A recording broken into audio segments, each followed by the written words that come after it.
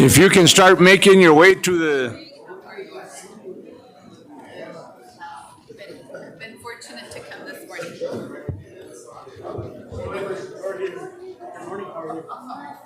If you want to grab some coffee, start making your way to the seats, and we're going to proceed to commence starting this meeting.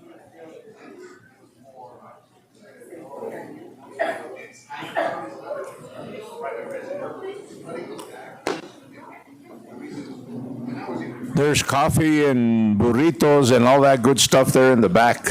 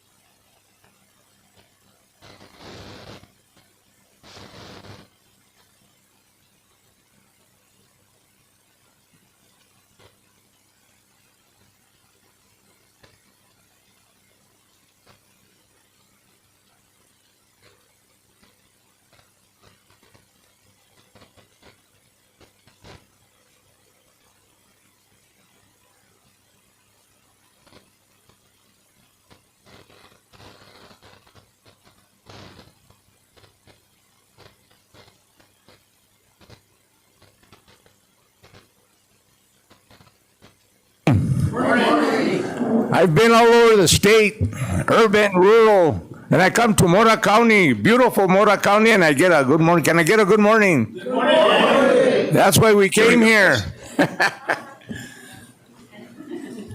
I want to call to order this regular meeting, July 17th, 2025, at approximately 8:32. Let the record show that 3 commissioners are present, and we have 3 commissioners on Zoom who could not be here today. So can I get a roll call to establish the quorum? Chairman Adams? Here. Commissioner McElroy? Here. Commissioner Tonjes? Commissioner Tonjes? Here. Commissioner Chenoweth? Here. Commissioner Taylor? Here. Commissioner Lundstrom? Here. A quorum has been established. With that, we stand for the Pledge of Allegiance. If I could have George Trujillo lead us in the Pledge of Allegiance.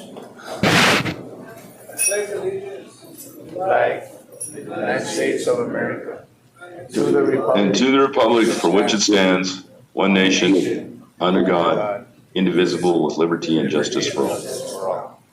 Thank you. Commissioners, you've had a chance to review the agenda. Is there any additions, deletions, or anything else at this time? If not, what is the pleasure of this commission?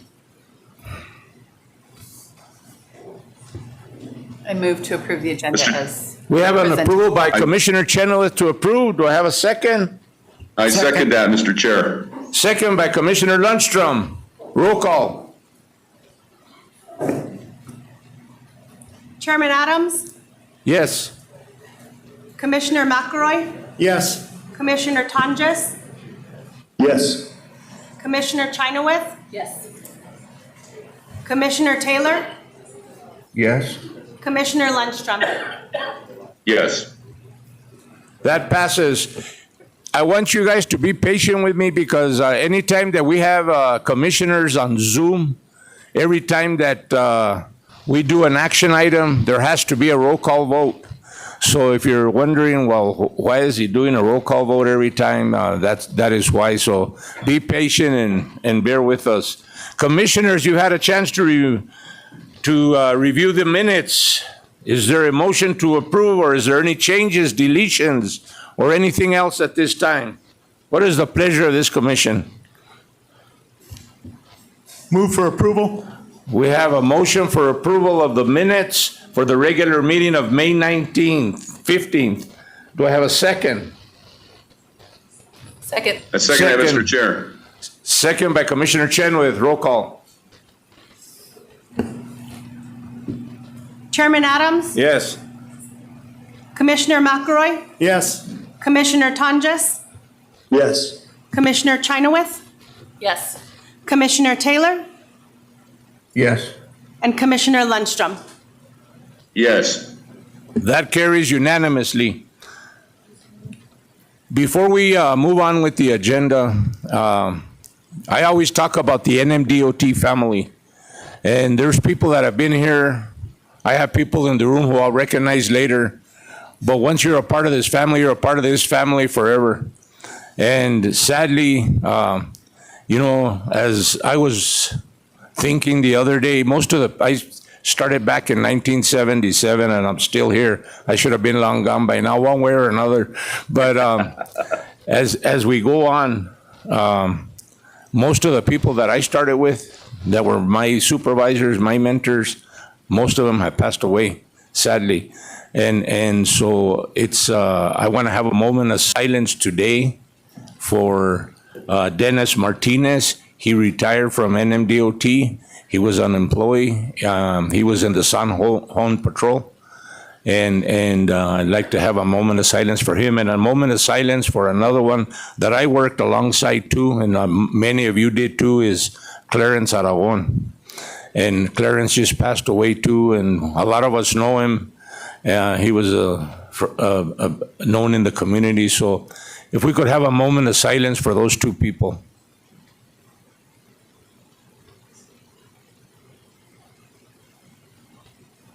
Thank you. And before I continue too, I'd like to send out on behalf of this commission, and I'm sure on behalf of this community, I'd like to send our prayers to the people in Rio Doso who continue to battle just like we battled here. You battled here, Mora County, San Miguel County. We're still going through some of the effects of those fires and now flooding. And so you know what it is like to be displaced. And so they're expecting more rain up there. And so our prayers go out to them. And we have crews like we did here, ready and available to help in whatever way we can. So our prayers go out to them. With that, Mr. Chairman. thank you. With that, I'm going to go ahead and go into introductions, and we're going to do the elected officials. I see Representative, and if you would stand up.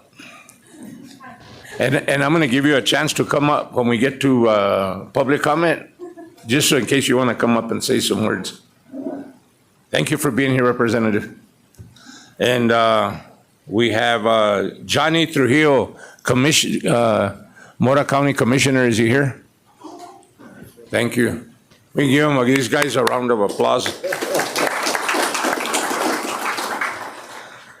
Jerry Hogriff, if I pronounced your name wrong, I apologize. Thank you for being here. Councilman Michael Montoya.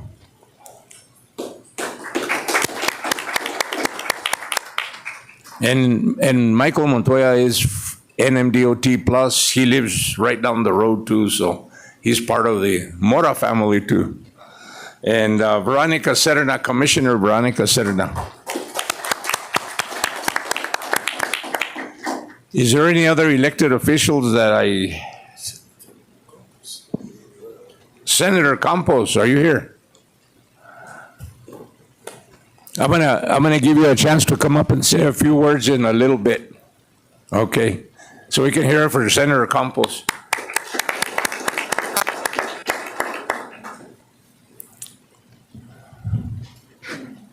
Hey, he didn't sign in because he thought he was going to get away with it, but our county chair for Mora County, George Trujillo, who is also NMDOT family. And he's been involved with DOT forever. Now he's the commission chair. And we want to thank you. And that'll be part of my opening remarks.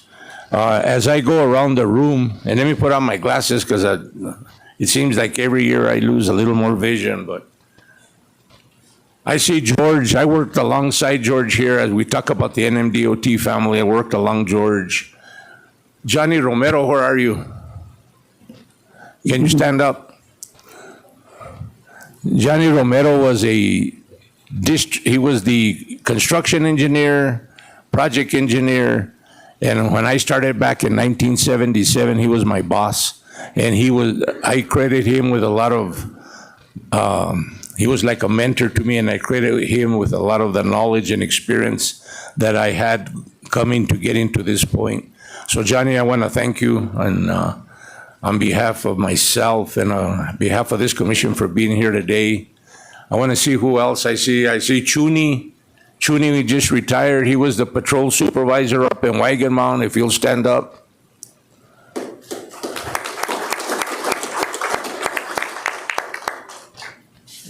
Is there anybody else that I can't see? Because there's some that I can't see. I don't want to leave anybody out.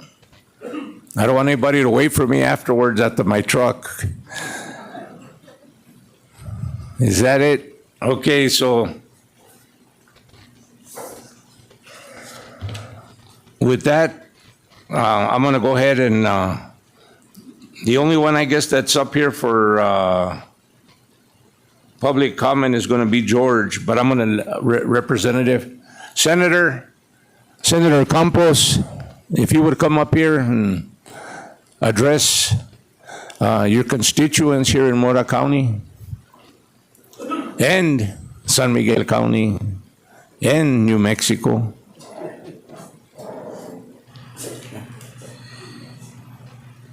Is it on? Yeah, there you go. Okay. Honorable commissioners, and of course to the distinguished employees of the New Mexico Department of Transportation, to all of our visitors, the people here from Mora County, San Miguel County, from the entire state. It's great to go ahead and be here with you to not only listen to the needs and the concerns, but also to express my thanks to each and every one of you. As you go forward, you continue to bring the programs, if you will, and the administration to the people. Mr. Commissioner, Mr. Chairman, as you continue to go forward, what you do is you build a network that is grassroots oriented. And we appreciate that because coming to Mora County, and I know you'll be an angel fire, you go to the small communities, particularly in this area as we go forward, what we continue to deal with, of course, are the fires, the floods, and if you will, the issues that we need to do to continue to rebuild. Over the years, again, thanks to all of you as you've traveled the state, you apply the resources, whether it be in Lincoln County, whether it be in the northwestern part, here in northeastern New Mexico, southern New Mexico, regardless of where it is. We know that we have inordinate needs, and we know that we have to continue to build, if you will, what the future is going to be and really consider the health and safety of our traveling public, people within our communities, and more importantly, as we deal with this, to ensure that we have safe air transportation, safe roads, and more importantly, that the public would realize that the employees of the Department of Transportation are there, and what they go through every single day when they're, if you will, helping us to keep the public safe. They too put their lives on the line, and we know that over the years we've lost many of our Department of Transportation employees. So to their families, we continue to express our appreciation. A couple of things that I would like to mention, and Mr. Chairman, you and I have had several conversations regarding this. Over the years, we continue to apply more and more resources at the federal level, state level, to ensure that, particularly at the county and the municipal level, our roads are taken care of. We need more money. We need more of the resources in order for us to continue to do that. A couple of things that we continue to look at. First of all, I want to applaud our governor. And the reason I say that, because as we deal with it, what we have already started to do is to make sure that the resources we have available, that they're going to be expended, and they're going to be expended wisely. We've already begun the work, if you will, with the city of Las Vegas. We've continued that work, and we're doing that here with the county of Mora. And what we're doing is we're aligning our state agencies to ensure that the public projects that we have online are going to be complete. We still have quite a few resources that need to be put to the ground, if you will, so that our public employees, so that our communities, our residents will all benefit from the work that we have continued to do. And I want to thank you and, of course, the commissioners, Mr. Chairman, for your ongoing efforts. A couple of things that I'm looking at, and I know that this maybe doesn't always sit well with people, but number one, we have over $6 billion held in abeyance. Resources that over the years should have already been expended, but that's over 5,000. It's going to be closer to 6,000 projects that are not, if you will, fully oriented, if you will, in our communities. I'm looking and working closely with my colleagues to see if it's time for us to start to claw back some of those resources. And I hope as we go forward that if we do, that those resources are going to be put to good work and good use with the New Mexico Department of Transportation. One of the things, Mr. Chairman, as you and I have had the discussion, I hope that if we do have a special session, that we do consider the needs of the DOT, and I know that you'll be expressing this later, that as we go forward, we need more of the resources so that we can get those dollars to our counties throughout the state, to our DOT districts, so that we can continue with the work that you all have aggressively started and continue with. Then the last thing as we deal with it, if there is that special session and those resources are going to be considered, I ask that people with the Department of Transportation, our counties, our municipalities, that they support our efforts so that we can move forward and get those dollars to and put them to good use and to good works. So with that, Mr. Chairman, members of the commission, a few things lastly. Number one, whenever we talk about our DOT employees, I ask each and every one of them, please be safe, particularly now during the monsoon season. I've been on the roads, whether it be I-40, whether it be coming to this area, whether it be I-25, and I've seen several situations that have been very hazardous. So I ask our employees, please be safe, because the traveling public in a lot of cases are not used to this type of weather. The second thing as we move forward, as we continue to recognize the individuals from DOT who have given their entire lives, their careers, including yourself, Mr. Chairman, with over 50 years of dedicated service, not only as an employee, but also, if you will, as chair of our commission. What we are seeing is that institutional knowledge, the dedication, is definitely at the forefront. And to the commissioners, thank you very much for traveling to come to Mora. This community, and you'll find over the next couple of years, with the courthouse, with the Veterans Center, with the work that's going to be going on with the roads here in the county, with all the progress that will continue to be made, that has come about because people on the ground, the people in the communities, have given forth everything that they have because they know that is what the future is, that each and every one of us will benefit from, if you will, the good works, particularly of the New Mexico DOT, the commission, the employees, and of course the public that depends on each and every one of you for your guidance and for your leadership. So, Mr. Chairman, members of the commission, I thank you very much for not only coming to Mora, and I know, Mr. Chairman, as you deal with our communities, you want to ensure that the local voices are always heard. and I really appreciate what you do for us in that regard. And again, to the employees, we love you, we care for you, take care of your families.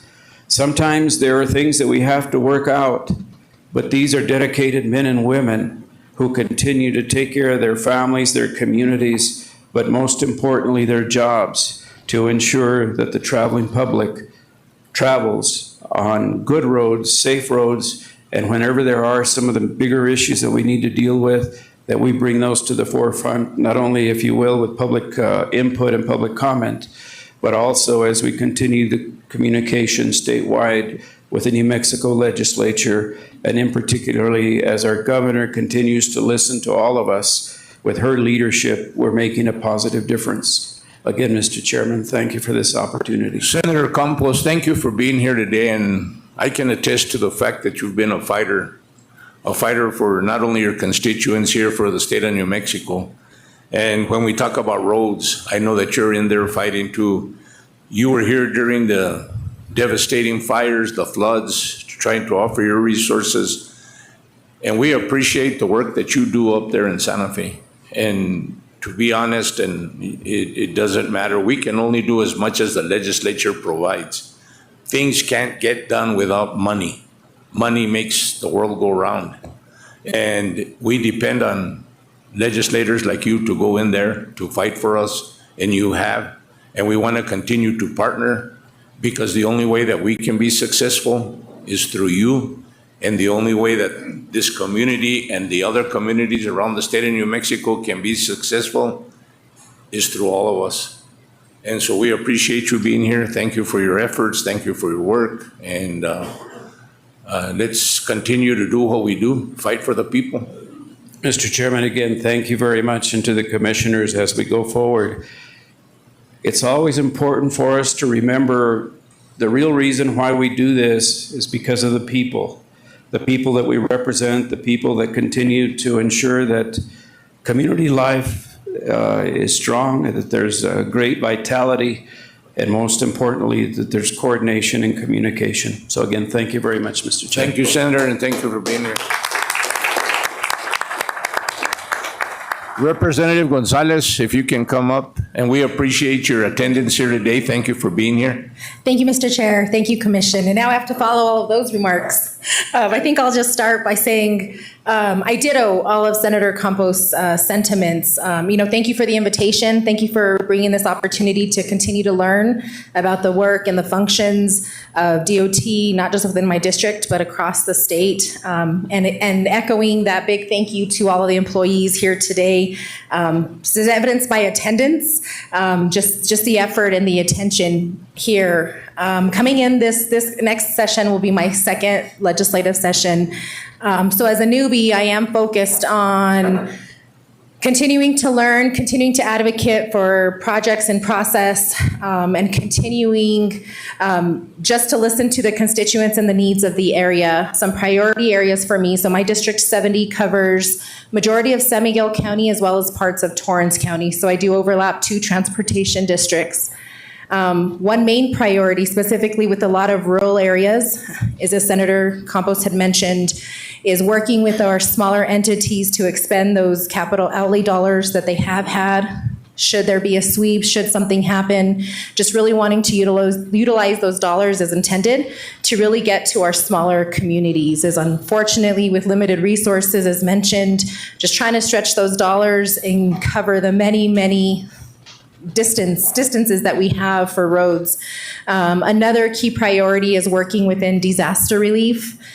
So again, as Senator Campos had mentioned, working between state agencies and local agencies to see how we can help to bridge communications within each other, to work on rebuilding those much needed roads within San Miguel County. Although Mora County is not in my district, it's in my heart, it's in the burn scar, it's all relative, it's all interconnected. Just working with our local areas to do the much needed repairs, post-disaster relief, to continue that work. And then non-disaster related, in the other part of my district in Torrance County, they're seeing a lot of increased traffic, both with the wind, with the transmission lines at the southern end of my district. And it is a very traveled, populated exit right there off of I-40. So working with my local agencies to advocate for attention to those overpasses, to that highway traffic, to that increase of traffic with the economic development that is coming into the area.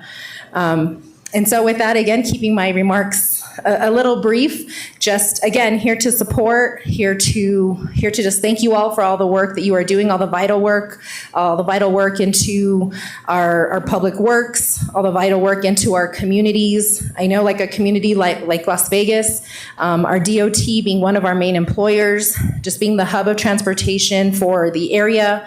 I think it is extremely critical continue to support these vital resources. So thank you to all the employees in attendance. Thank you to the staff. Thank you to the commission. And thank you to you, Mr. Chair, for the invitation today. And I look forward to being of service in whatever capacity you may need. Thank you.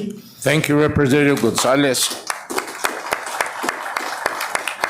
And again, on behalf of this commission, we would like to thank you also for your hard work. And we appreciate the fact that before the start of the session, you made a point to go meet with the district engineer, his staff, and we introduced everybody at the district to you. And that showed that you were interested in seeing what the needs were and wanting to fight for us. And we know that, you say this is, I'm happy to see you here because this isn't your area, but it's all our area. And that's why I'm glad you're here, because you make a good point that you serve the state of New Mexico. And let me tell you, I'm going to jump into, and then we'll go back to the agenda. I'm going to give my welcoming remarks right now. I think it's appropriate with the words that have been said so far. First of all, I want to welcome everybody to the beautiful Mora Valley.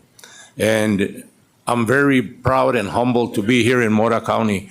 We're neighbors. You're from Vegas, I'm from Vegas, senators we're neighbors. And my mother was from my uncles, aunts, and everything here from the Mora County. And when the fires and the floods hit, this community, along with the community in San Miguel and other surrounding communities, came together like no others. People had each other's back, neighbors, friends, people that didn't even know each other. They were up at 2 o'clock in the morning. How can I help? I mean, this place was crazy for a while. The people that experienced it knew, not knowing whether your house was going to get burned, not knowing if you were going to have to evacuate. It was intense. It was intense. I was part of it with the DOT crews. We had them down here. And I want to give a big shout out also to the governor. The governor, I can't even express in words. We had to provide fuel, we had to provide resources, and we couldn't do it without her approval. And it was just like, give them whatever they need. Get them whatever they need. She was down here, I don't know how many times. I was here with her. She even stayed in a trailer here for, I think, a week. She invested along with everyone else. And so the legislators appropriated the money to come in and try to rebuild. And we're all in the process still of rebuilding. I won't get into the FEMA part because I have my opinions on that. But I just want to thank this community and all the neighboring communities for coming together, because nobody comes together like the small communities. Up there in Rio Doso, you can see that they're all coming together too. So I'm proud to be here in Mora County, proud to say that I have Lifeline here. And if you notice around the room, you see a lot of our employees. George, Johnny, when we were here at DOT, there was only a couple of people that were allowed to go to the commission meetings. This commission has assured that all employees, if available, can attend a meeting to see how government works, to see who the people are that represent them, because all we are representatives.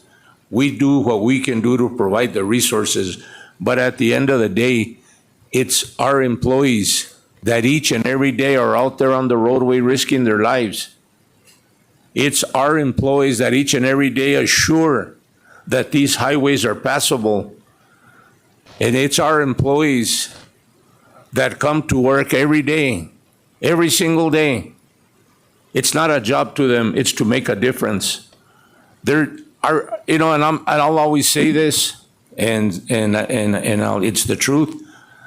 DOT, we're not in line with other agencies as far as pay, but we've improved.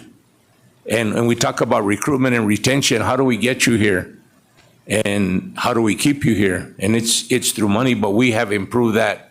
These last 5-6 years, we have really increased that. So we are bringing in a lot of new employees. And a lot of the employees we have, their fathers worked here, their grandfathers worked here, their mothers worked here. I come from a family where I retired from here. My wife retired from here. My son worked here. My daughter works here. So it's a family of DOT. So we decided, hey, we want to come to a community. We've gone, instead of meeting in Albuquerque, which is a central location, every meeting, we decided to go to the people, let the people tell us what they need, what's needed in your area. And the only way we can find out is if we come in here and we listen.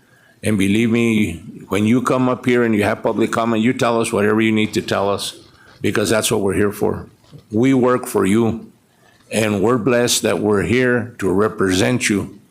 And so I just want to say that everybody in this room, every employee, every elected official, every citizen that's in here, you're a part of the puzzle that makes things happen. And if one piece of the puzzle is missing, it's not complete. So everyone here plays an important role. So with that, I want to thank Mora County for hosting us. And we're going to do introductions. I see our Mora County manager, Richard Trujillo, who I grew up with up in Vegas, went to school with. And I just saw Les Montoya come in.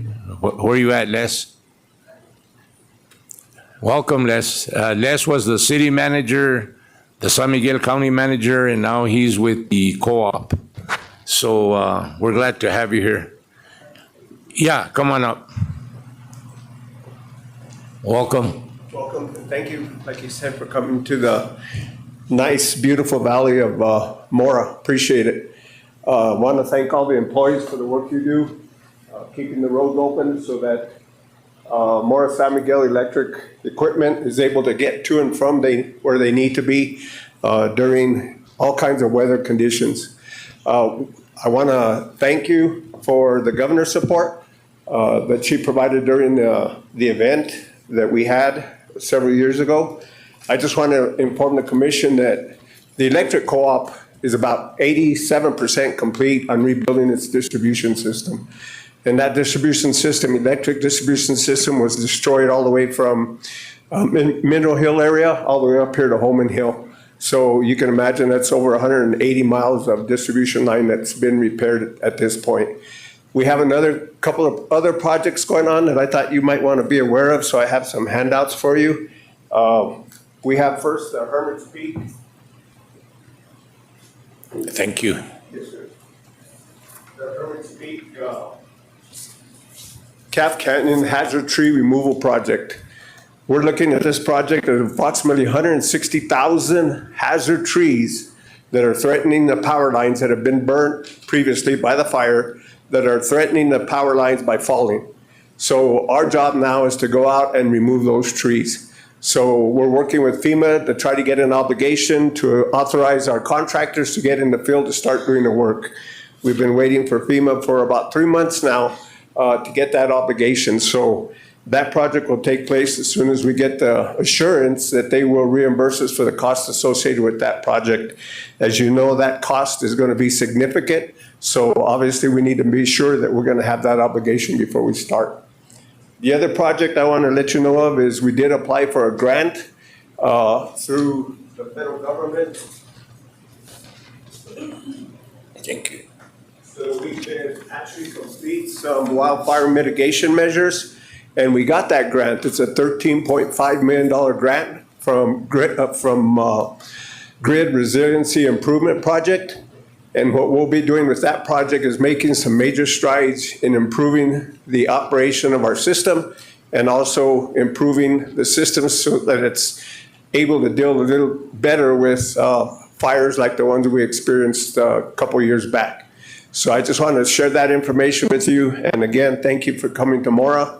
And if there's any questions you have of me, feel free to get a hold of me. Walter and I go way back. Matter of fact, I hired him when I was the city manager in Las Vegas as the project inspector for the Public Works Department. And a lot of the roads that we built at that time are still pothole-less. There aren't many potholes. But anyway, good to see you again, Walter, as always. Thank you for your attendance here and thank you for your work. And I talked earlier about that puzzle. Co-op's a big part of that puzzle. And we all had to partner. Everybody had to partner to make sure that you were up at the meetings that we were having and the emergency up there at Camp Luna. So what he didn't mention is that he's my cousin too. So that's why he said some good words about me. So thank you, Les. Thank you for being here. With that, and another employee that I saw back there, now that he stood up with his cowboy hat, is Ted Varela. He's part of our DOT family back there. I know he's helping out Mora County now too, so he told me this morning, it's beautiful down here, and I said, look what you've missed all these years. So with that, is there any other elected officials that are here? Okay, with that, I'm gonna turn it over to you, Mo, for introductions. Oh, thank you. Good morning, everyone. Actually, I'm really so glad to be here. At my age, I'm glad to be anywhere, really. I mean, so thank you all. But we have our district, first of all, our general counsel is here, Mr. Steve Hamilton. Deputy Secretary, Jessica Cooper. District 1 engineer, I'm glad you guys sit in a row, so it's easier to introduce you guys. District 1 engineer from Deming, Aaron Chavarria. District 2 engineer, Francisco Sanchez. District 3 acting engineer, Isaac Chavez. District 4 engineer, Adam Romero. District 5 engineer, Rhonda Lopez. District 6 engineer, Lisa Vega.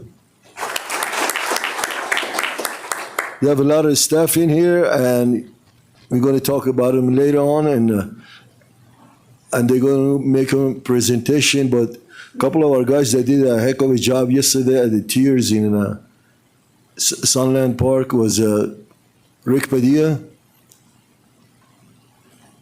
and John Romero. So they did a heck of a job. So, and also David Quintana, the chief engineer back there. I think we got a lot of people. If I introduce them, we get out of here at 5. So that's it. So thank you. And Dave Quintana was part of the family here at District 4 too. When he was starting off, we worked together up there, and good to see you here, Dave. With that, we'll go ahead and, is there any other introductions that need to be made, Mo?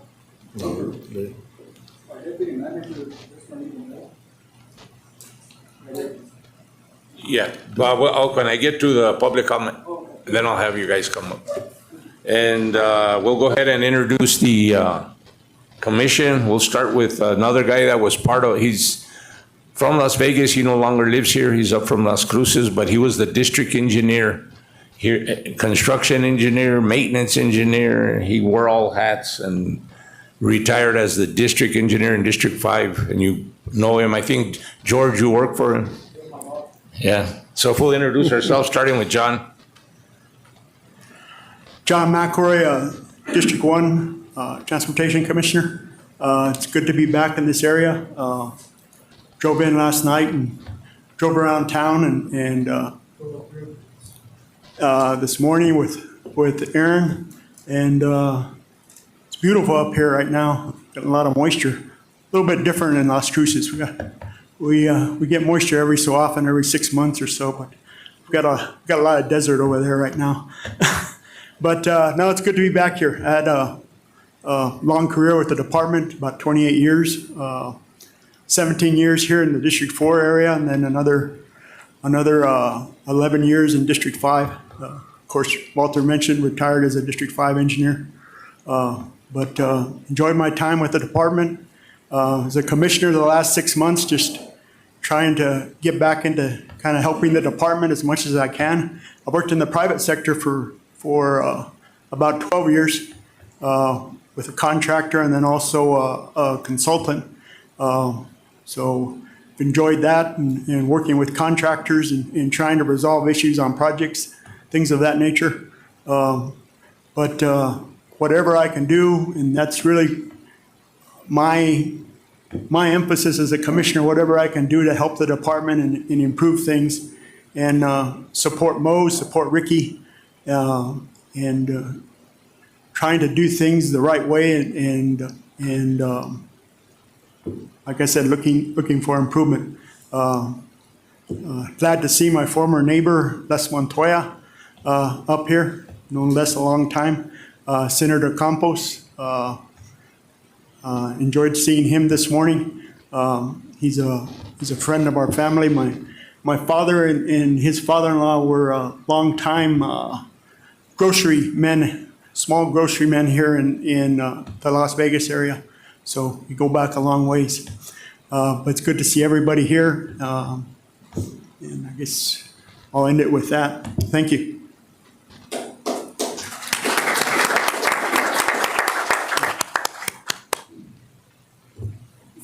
Go next? You go ahead, Commissioner. Okay, all right. Thank you very much. I'm Commissioner Hilma Chinawith from District 3, which is the more urban area in New Mexico. We're a small but mighty area. I'm so happy to be here. I used to come up to Mora quite regularly, Mora and Las Vegas. When I was younger, I had occasion to visit family up here.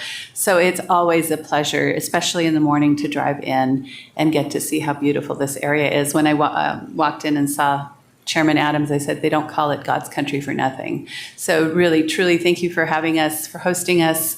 I look forward to a wonderful session here, meeting and listening to what getting to know some of the projects that are happening here and the staff. And I want to shout out to Senator Campos and Representative Gonzalez. Thank you so much for your support at the state legislature, whatever you can do to help NMDOT have recurring funding that can be relied upon year after year so we can do some strategic planning and really get those funds expended quickly and into the ground and to really be impactful. We know how much infrastructure is critical for the safety, for the vitality, as Senator Campos said. It is fundamental to the well-being of our communities. So whatever you can do for us and we can do for our communities to get those funds into the ground and the roads built and the bridges built and our airports strengthened, really appreciate all of your help. Thank you. Thank you, Commissioner. Commissioner Tonjes.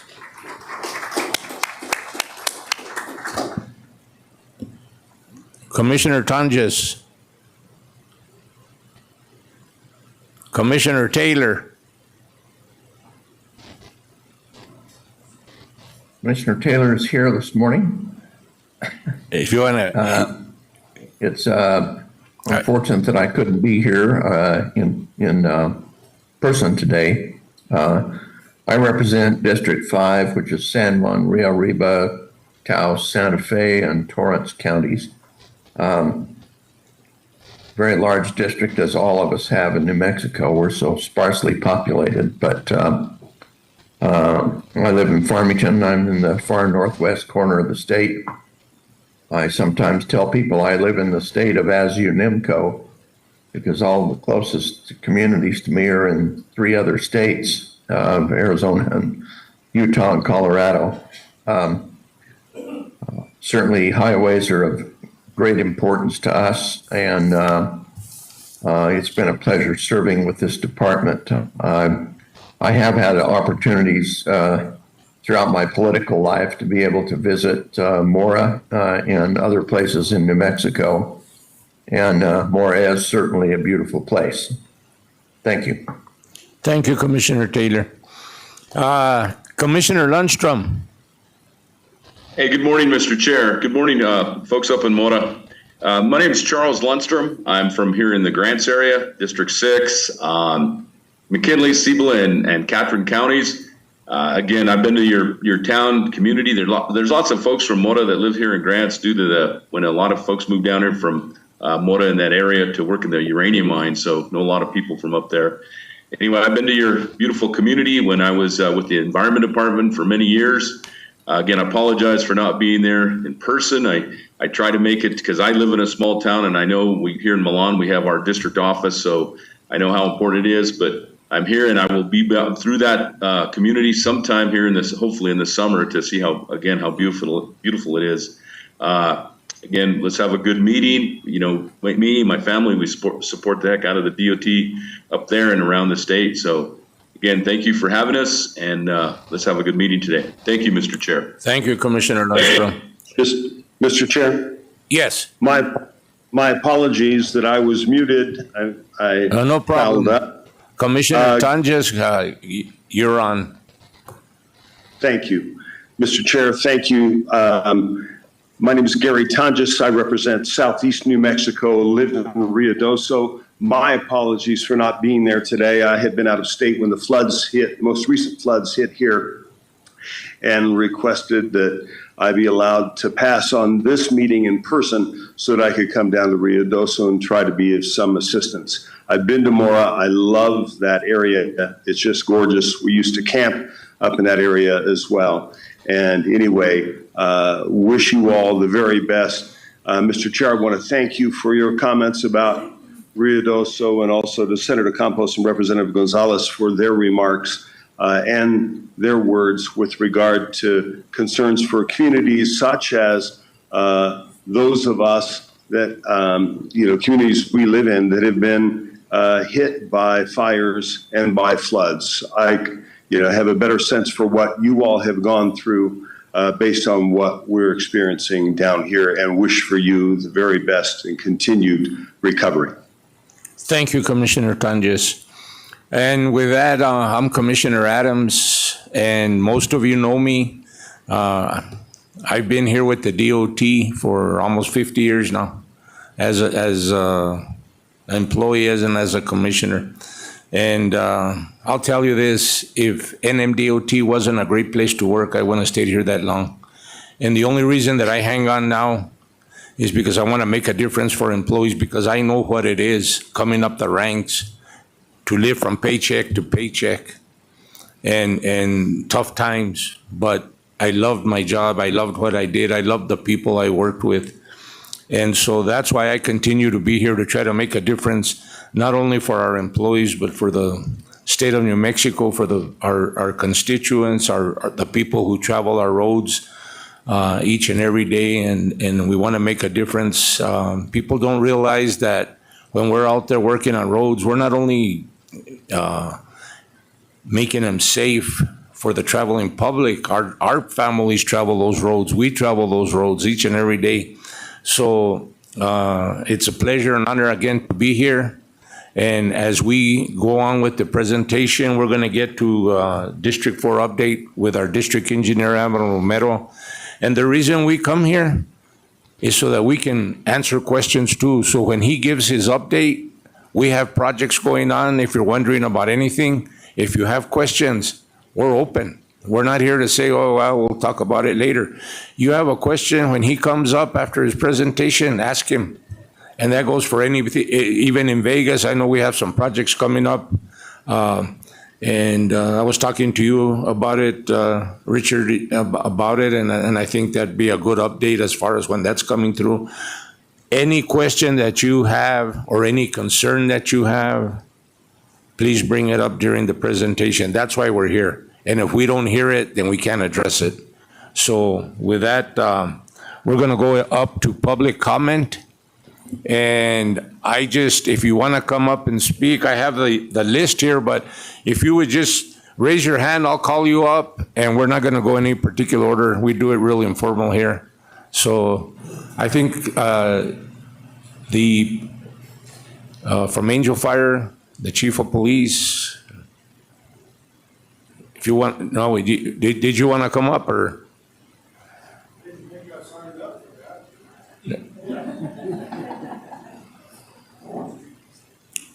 Well, I'll tell you why I called you up, okay? I'll tell you why I called you up, and that's why I thought you were here. And so I'd like to address everything, and I know that there's been a concern from Angel Fire, and I don't know if you're part of that group that has been inquiring about using those, what are they, ATVs, ROVs? ROVs. ROVs and people, the requests have been coming in, and I thought maybe you were here to speak on behalf of that. Now, in order to get approval, there's a procedure that happens. It has to meet certain protocol. There's a criteria that has to be met in order for us to approve it. I think at this point, we've only approved 2 so far, and that was up in Rio Doso, and I think the other one was in, did we finally do the one in Red River, Adam? Yes. Yes. So I thought you were here to speak on behalf of that, because before we do part of the procedures that we have to do a traffic study, a safety study, we have to check sight distance, we have to do traffic counts, we have to do all that stuff. So I just thought I'd address it because I know it's been a topic down there, and if you wanted to speak on behalf of that or anything else. Thank you, Chairman, Commission. Absolutely, I will. I am one of the ones leading the charge to try and get ROVs allowed on a very short portion of Highway 434 that leads through Angel Fire and about a mile into Colfax County on the south end of 434 to give lawful access to Forest Road 76. Forest Road 76 is the gateway to many miles of forest road trails, recreation areas, hunting areas, and so forth. And yes, I had planned to come here today thinking that that might have been an agenda item today, but it is not. And I understand there's still safety concerns. I've visited and we've met with Mr. Romero, with the other district engineer, Veronica, who's here today. The village has prepared the I believe it's CT 371 application to come before commission. It hasn't made it on the agenda. It was denied at the district level with safety concerns cited, which we are more than willing to address. And yes, very recently they've asked for the village to hire an engineer service to do some of the things you just spoke about. What I also am very aware of is in the last legislative session, there were 2 bills introduced that would address this and essentially put the decision for ROVs to be allowed on highways within the local government jurisdiction. That was House Bill 371 and Senate Bill, I can't recall right now, 4 something. They had numerous primary and co-sponsors for that bill, and unfortunately, they simply ran out of time, so that did not pass. But it went through every committee and made it to the floor with tremendous support. We do support that. We would ask that this commission, although we don't want to take anything away from your authorities and abilities, it would be one less thing on your plate, and it would allow the local governments to determine where to allow these. The Village of Angel Fire, the County of Colfax have both passed resolutions supporting this, as well as the ordinance from the original bill, now law back in 2017, which allows ROHVs on municipal or local government controlled streets and access, which we have done. We monitor, any problems or concerns. For the Village of Angel Fire, we simply don't have another viable route to get to the network of forest trails. This would greatly enhance our economic opportunities and abilities. We can promote ROHV recreation in the village, and we can capitalize on something that nowhere else in New Mexico has done yet, and that is now that we have control of the KXX airport, we can advertise, fly in, leave your ROVs here in safe storage, recreate for a day or two, fly out. And we have daily flights coming in from Albuquerque area and other places that this would really enhance our tourism opportunity and economic development, not only for Angel Fire, for Colfax County, but throughout New Mexico. The trend of ROVs is fantastic. Red River capitalized on this a few years ago. Mr. Brasher, I don't think is here today at the table, was very instrumental in helping us over there. I was a part of that opportunity. And I gotta say, if we could just get even a pilot program and test this for 1 year in our community, if I see problems, if I see collisions, injuries, accidents, things, I will be the first one to stand up and say, hey, this ain't working, let's stop. And that's what we're asking for the village of Angel Fire, at least. Yeah, and that's understood. The reason that we don't do a trial and error is because until we can get all our studies done, if there's an accident and it's on our road, then we become liable for it. And if we haven't do all the due diligence, but getting back to what you said earlier, is that I know it was before the Senate and it went through the House, it went through the Senate. I followed that bill very closely, and it looked like it was gonna pass. And I think I speak on behalf of this commission to say that if the legislature feels that that's the route to go, then we by no means oppose it. I think, like you said, it's one less thing off our plate. I would just hope that when the decision is made, if it is made, that the safeguards are put in place to make sure that everybody's doing what they need to do to make sure that there isn't going to be any accidents and stuff. But we support, I mean, you're right, everything's going to HOV or ATVs and we have another request in from Pecos, who has a request in, and they're going through the same procedure you guys are. So continue to, don't give it up, continue to fight for it. And as they say, it's not where you start, it's where you finish. Yes, sir, and I appreciate your words. It's good to hear that you don't oppose it. If that is to come up if there's going to be a special session or in the next legislative session, that's really good to know that you, or this commission does not oppose that or won't oppose that. And yes, we're going to continue to move forward, do whatever we have to do to try and get this passed so we can explore that opportunity. And I just, with that, would thank you for your time today. Thank you, and thank you for your attendance here. Absolutely. Okay. Richard, you'd like to come up? Welcome. Welcome. Chairman, we go back a very long time, 50-some years, graduating from the same school. So there's a lot in common. And I knew you when I still had hair. Me too. So first of all, I want to welcome everybody to Mora. That snapshot is just a snapshot. It's a lot prettier when you start driving in through Mora. It was a lot prettier before the catastrophic fire.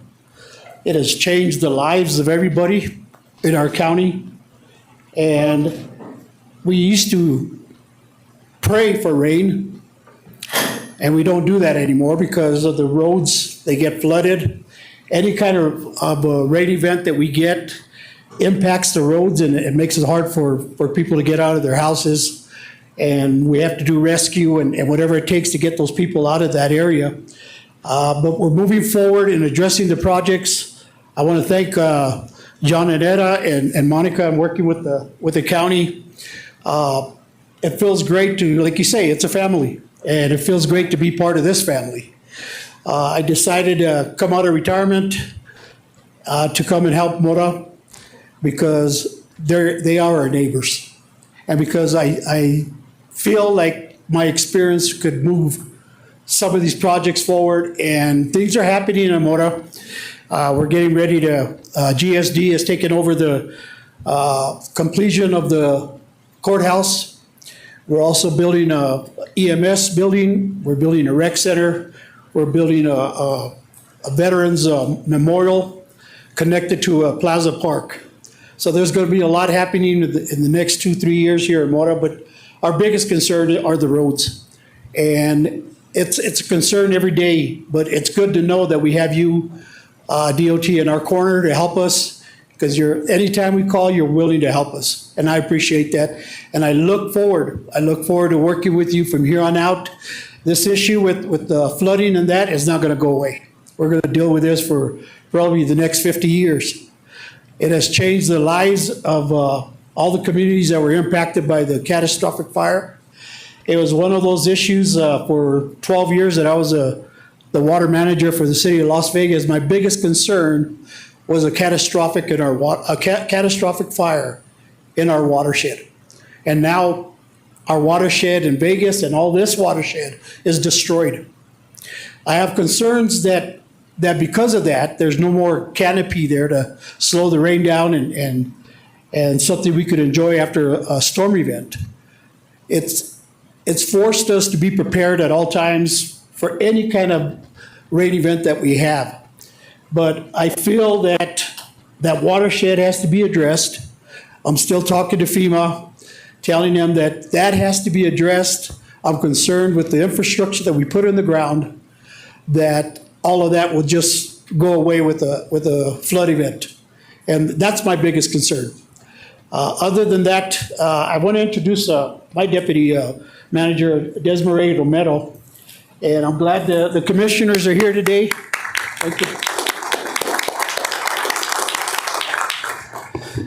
And they're very involved with what's going on in the roads. Every day we get calls, we need to address this, we need to address that, and we're moving forward and answering to a lot of those concerns. But again, just thank you and welcome to Mora. Thank you. Thank you. And again, we want to thank Mora for their hospitality. I understand that there's going to be burgers and chicharrones and everything, and I'm going to go on the record to say this, that the governor said the best chicharrones she ever had was in Mora, so I told her don't ever get any from my house again. So every time she brings that up, I tell her to go to Mora. So with that being said, we thank you, and we look forward to working with you. And we talk about the puzzle. We talk about this puzzle, and everybody's a piece, okay? So we just had our mayor and our city manager from Las Vegas come in too. We had Councilman Montoya, who's part of that puzzle, and they just walked in. And you know, we're dealing with stuff up in Vegas too, with the watershed and all this was from the fires and the floods, but things are being addressed, things are being worked on, but they couldn't be worked on if we didn't have cooperation from everybody and that we didn't partner. We have partnerships, and without those partnerships, we can't thrive. Small communities, Mora, Vegas, and as we go around the state, you know where everybody's fighting for money for urban. District 3, they don't have little projects like we do. They have so much traffic up there that when they get a project, they're getting a 40, 50, $60 million project. And so it's needed with all the infrastructure that they have there. So what we have to do as rural America is that we have to partner together with our resources. There's things that the county doesn't have, but the city does. There's things that the city doesn't have that the DOT has. And so if you start looking at that, even with the university, with the 2 schools, with the Mora schools, we can all partner together to share resources. So with that, I just saw the mayor walk in and David Romero and Robert Anaya, the new city manager. If you guys want to come up, say a couple of words. Thank you for being here today and driving down to Mora.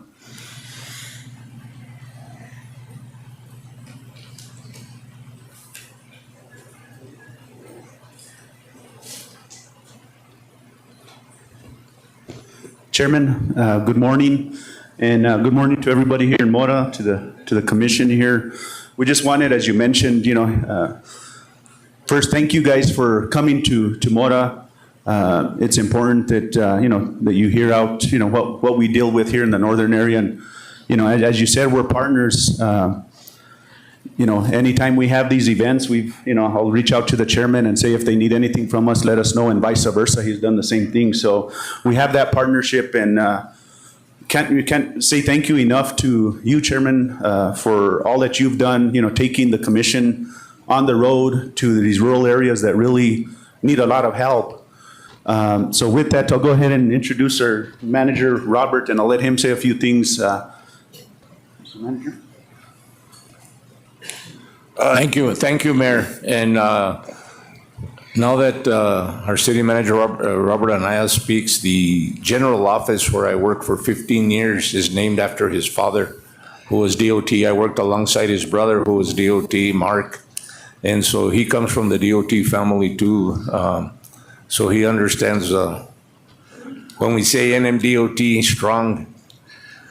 Mr. Chairman, members of the commission, first I want to thank you for having the meeting here in Mora, and it's awesome to be here with all the plebe and gente here in Mora County, and I'm thankful to be here for that. It gets me a little emotional when I come around the DOT family. As you said, my father and my brother, and even myself, under Governor Richardson, I was able to spend nearly 4 years with the DOT family. And so I value that time that I spent and being able to be in front of you because of my father.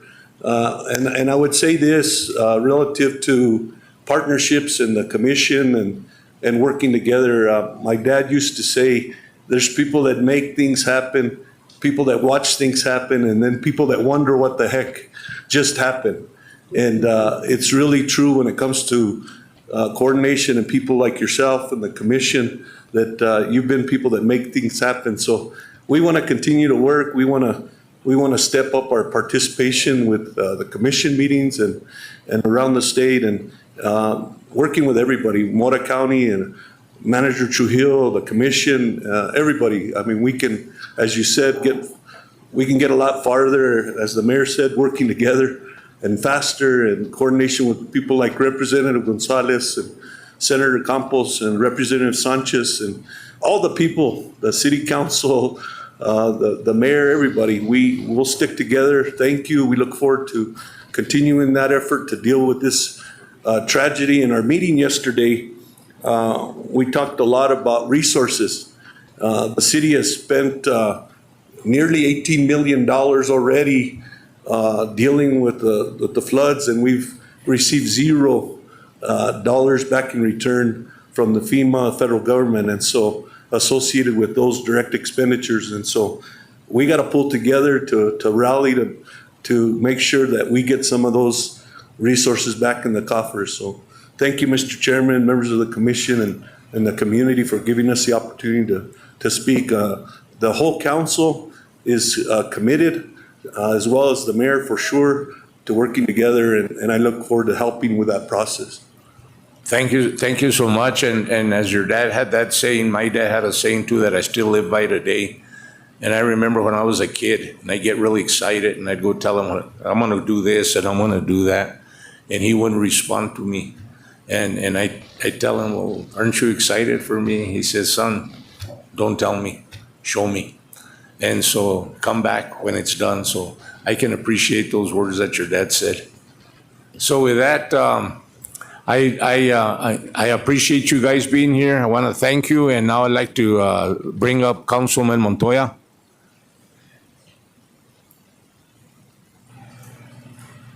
Thank you for being here today. And we enjoy your support and your commitment to community service also. Thank you very much, Mr. Chairman. Congratulations to our local neighbor, resident, leader, Mr. John McElroy, and his appointment, and also Mr. Richard Trujillo on your appointment. Mr. Chair, Walter Adams, and commissioners, You have done and made history today here in Mora. I believe this is the first time that since its conception of the commission that you have ever been here in Mora County. Congratulations to you. Thank you. We appreciate that. And I cannot go without noticing that sign since I walked in.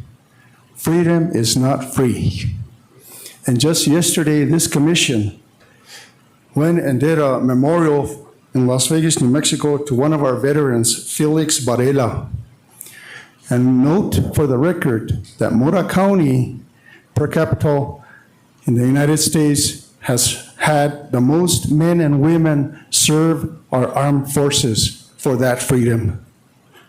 So we congratulate them, and here we are on their building, having a meeting. A salute to them.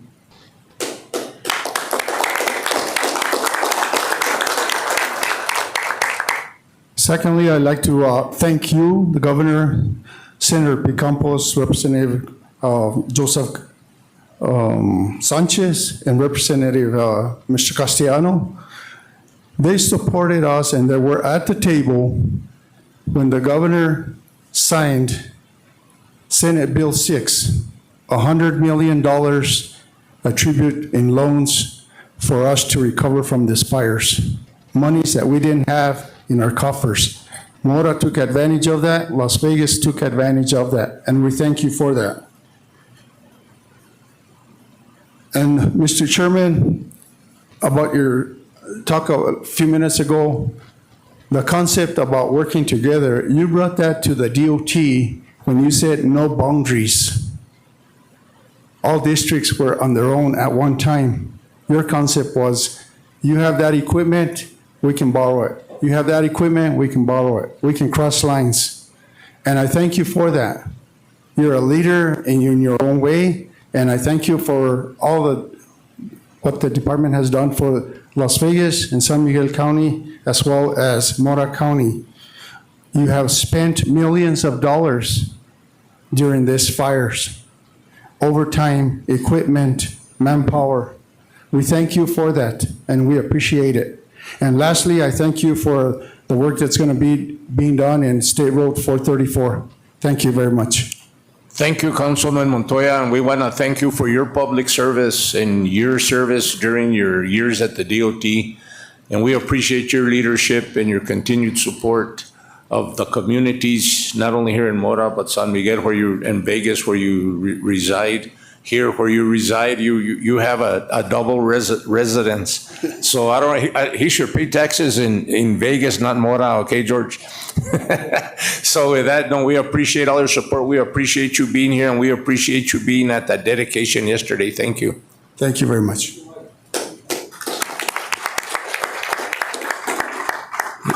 Is there anyone else to come before this commission on public comment? Speak now or forever hold your peace. Have you heard that before? Johnny Romero, would you like to say a few words? Okay. He's going to get mad for saying that, but I said it. So anybody else with that? Thank you again. And we're going to continue with our presentation, District 4. And I ask you if there's any questions after his presentation. Now's the time to ask. And Adam, if you'd come up.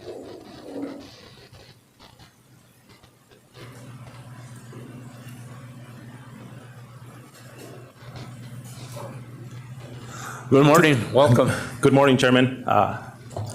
Thank you for giving me this opportunity. Chairman, Commissioners, welcome to the beautiful Mora Valley. It was such a nice drive this morning. I always like coming up here. It's always nice and cool. It's nice and green. It's very beautiful up here. Chairman, before I start on my presentation, could we have the District 4 employees introduce themselves? Okay. That's what we're here for. So if all District 4 employees would stand up and let your district engineer introduce you. Well, why don't, so D4 employees, if you guys could stand up, if you could introduce yourself, if you give your name, your job title, and your location, and then after you introduce yourself, if you could sit down.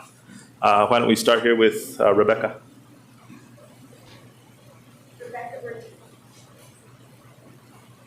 Test. Rebecca Martinez, Admin Assistant for the District Engineer, Adam Romero, District 4. Angela Martinez, Finance Specialist, District 4.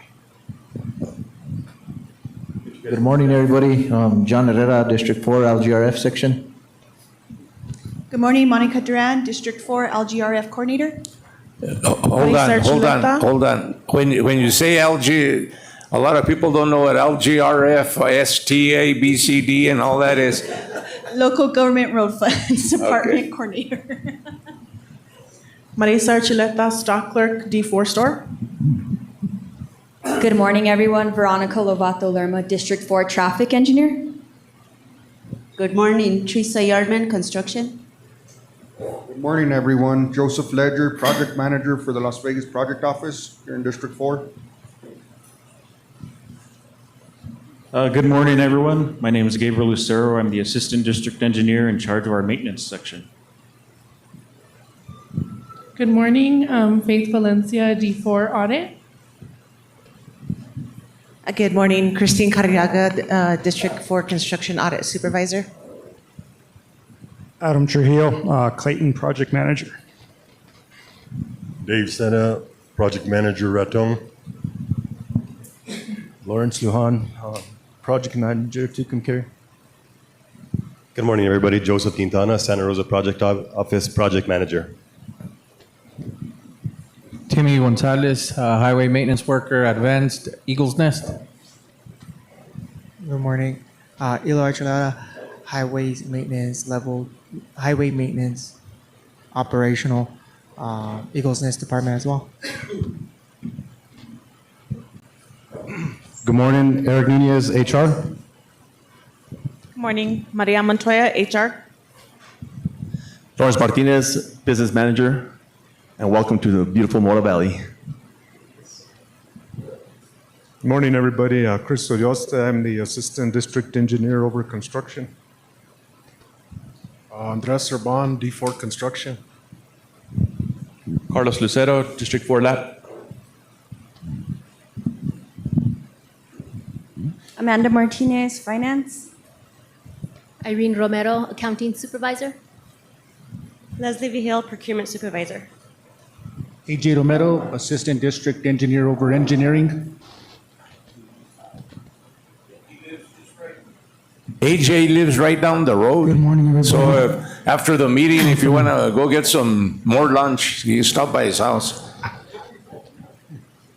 Good morning, everybody. I'm from the Las Vegas Patrol, District 4. Juan Montana, District 4, Las Vegas Highway Maintenance Worker.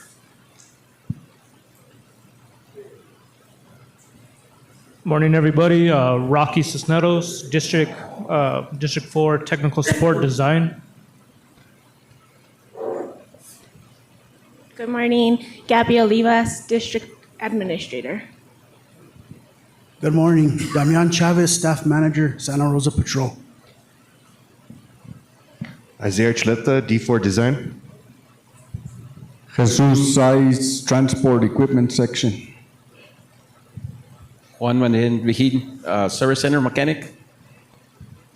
Marty Valdez, Fleet Mechanic 2 at the D4 shop.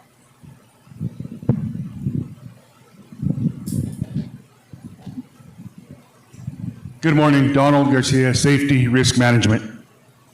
Good morning, Victor Garcia, HMW3. I'm the lead worker here in La Cueva. I want to thank all the commission, especially the Mora County Commission, for organizing this to bring NMDOT here to Mora County. Thank you very much for all your help and patience. Philip Duran, Risk Management Safety Specialist. Austin Montoya, Operational in La Cueva. Lorenzo Gallegos, Operational La Cueva. I think that's everybody. Before we go on, Adam, before I forget, I want to give a big shout out to this IT group here that was there yesterday at the dedication. And they were set up and they did interviews and they did a fantastic job. And they came in after that over here and they set up too. And so I want to thank them. because without them, we wouldn't be able to do all this. And Tammy, thank you too for getting your stuff together. And before you continue, I just want to say that the reason DOT is the #1 organization anywhere, and I'll stand behind that, is because of the people that just stood up and introduced themselves, and the people around the state that each and every day continue to provide quality service and do their job to the utmost. And it's not about the pay, but it's about a passion to make a difference. So the DOT is the best organization. They're successful because they're hard workers. So thank all of you, each and every one of you, for the hard work you do. And with that, Adam, go ahead and continue. Okay. So I just want to thank the D4 employees for being here today. It's just a small sample of the employees we have throughout the district. It's a busy time of year, so we have a lot of work going on. So a lot of the employees couldn't be here today, but we were fortunate to have some here today. So, okay, so let's begin. District 4, our operating budget is about $44 million. District 4 has 313 employees. Currently, our vacancy rates, I think as of yesterday, was at 7.9%. So we're doing pretty good with vacancies. District 4, we take up the northeast portion of the state. We have 7 counties: Colfax, Guadalupe, Harding, Mora, Quay, Union, and San Miguel. There's 20 municipalities, 4 legislative districts, and our district headquarters is in Las Vegas. We have 16 maintenance patrols, 5 project offices, 4 traveling or special crews, 4 port of entries, 6 rest areas. We maintain 3,100 center line miles, 595 miles of interstate, and 480 miles of U.S. highways. Next. District 4, I'm the district engineer. Chairman Adams, he's our commissioner. We have a great working relationship. I know we probably visit weekly. I want to thank you, Chairman, for all the support. You're always reaching out to me, seeing if you could help with anything. You're always there when we have events, equipment rodeos. Yesterday, you were at the dedication of the interchange. You're very supportive of our employees and of myself, and for that, I just want to tell you thank you. Next. Okay, so our executive staff here at D4, we have Gabriel Lucero. He's our assistant district engineer over the maintenance program. We have Chris Udioste. He's the assistant district engineer over our construction program. We have Arthur Romero. He's our assistant district engineer over our engineering section. And our business manager is Lawrence Martinez. And my executive assistant is Miss Rebecca Martinez. I just want my executive staff to stand. I'd like to give them a round of applause. They do a great job.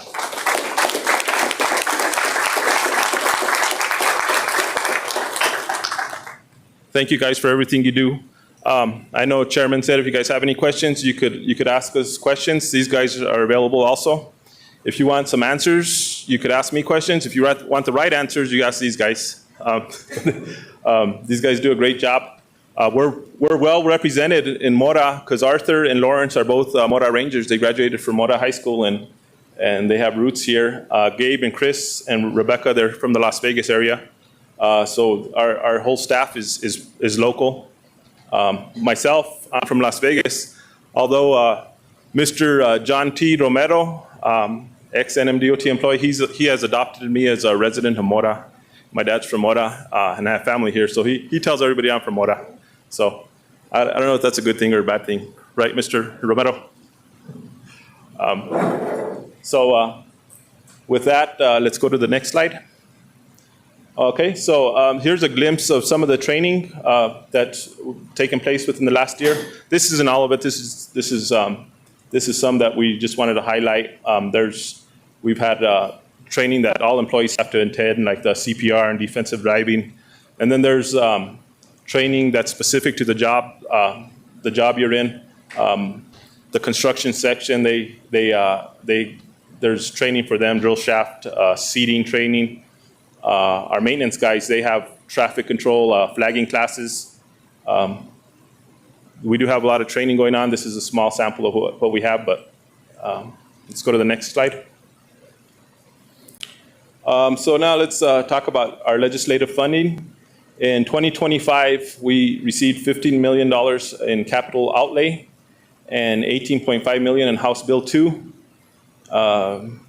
With the capital outlay, we were able to do about 6 projects: New Mexico 402, I-40, New Mexico 104, New Mexico 231, New Mexico 91, and US 64. We're still working on some of these. They're not all complete. And as far as the House Bill project, it looks like we had about, we use some on projects, we use some to purchase material, and we use some on equipment. So we try to spread the money around as much as we can throughout the district and where the needs are. Next. So for 2026, this last year we got House Bill 2 money. We got $8.6 million. About half of that's going to go to a mill and inlay on I-40. And we have Ro Mesa, another project on New Mexico 34.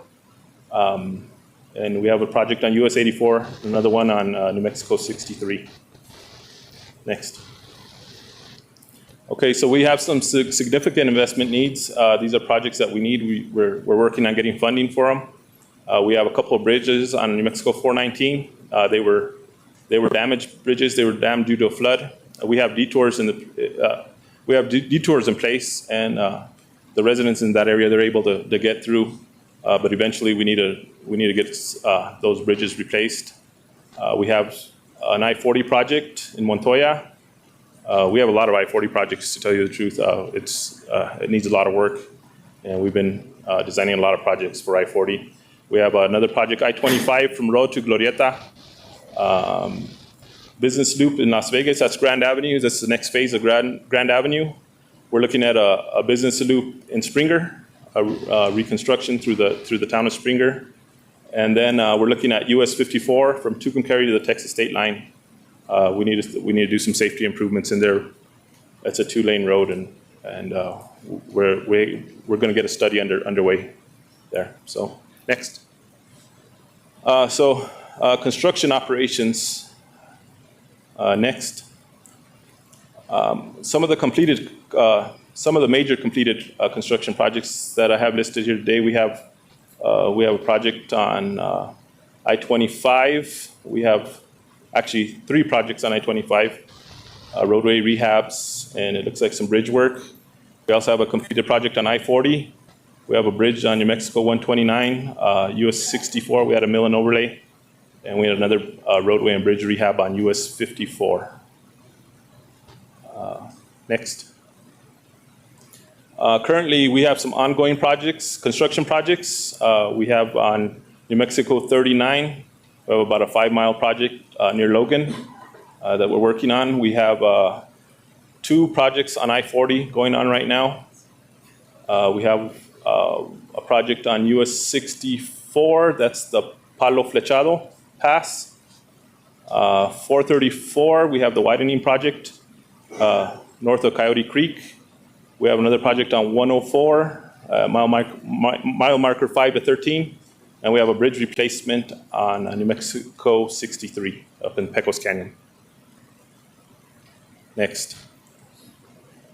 Okay, so I'm going to go over some of the change orders. We have over 100,000. Really, we've had one project, our project on Palo Flechados, had the most change orders. And this is a 30 million plus project. It's a huge project. It's a mountainous area, and we've had our challenges with it. Commissioner McElroy, I know at the last meeting you asked about the OGFC. So when this was originally designed, OGFC wasn't warranted. It was in there, but I think the budget was a little tight, so it got cut. This was about 5 years ago under previous management.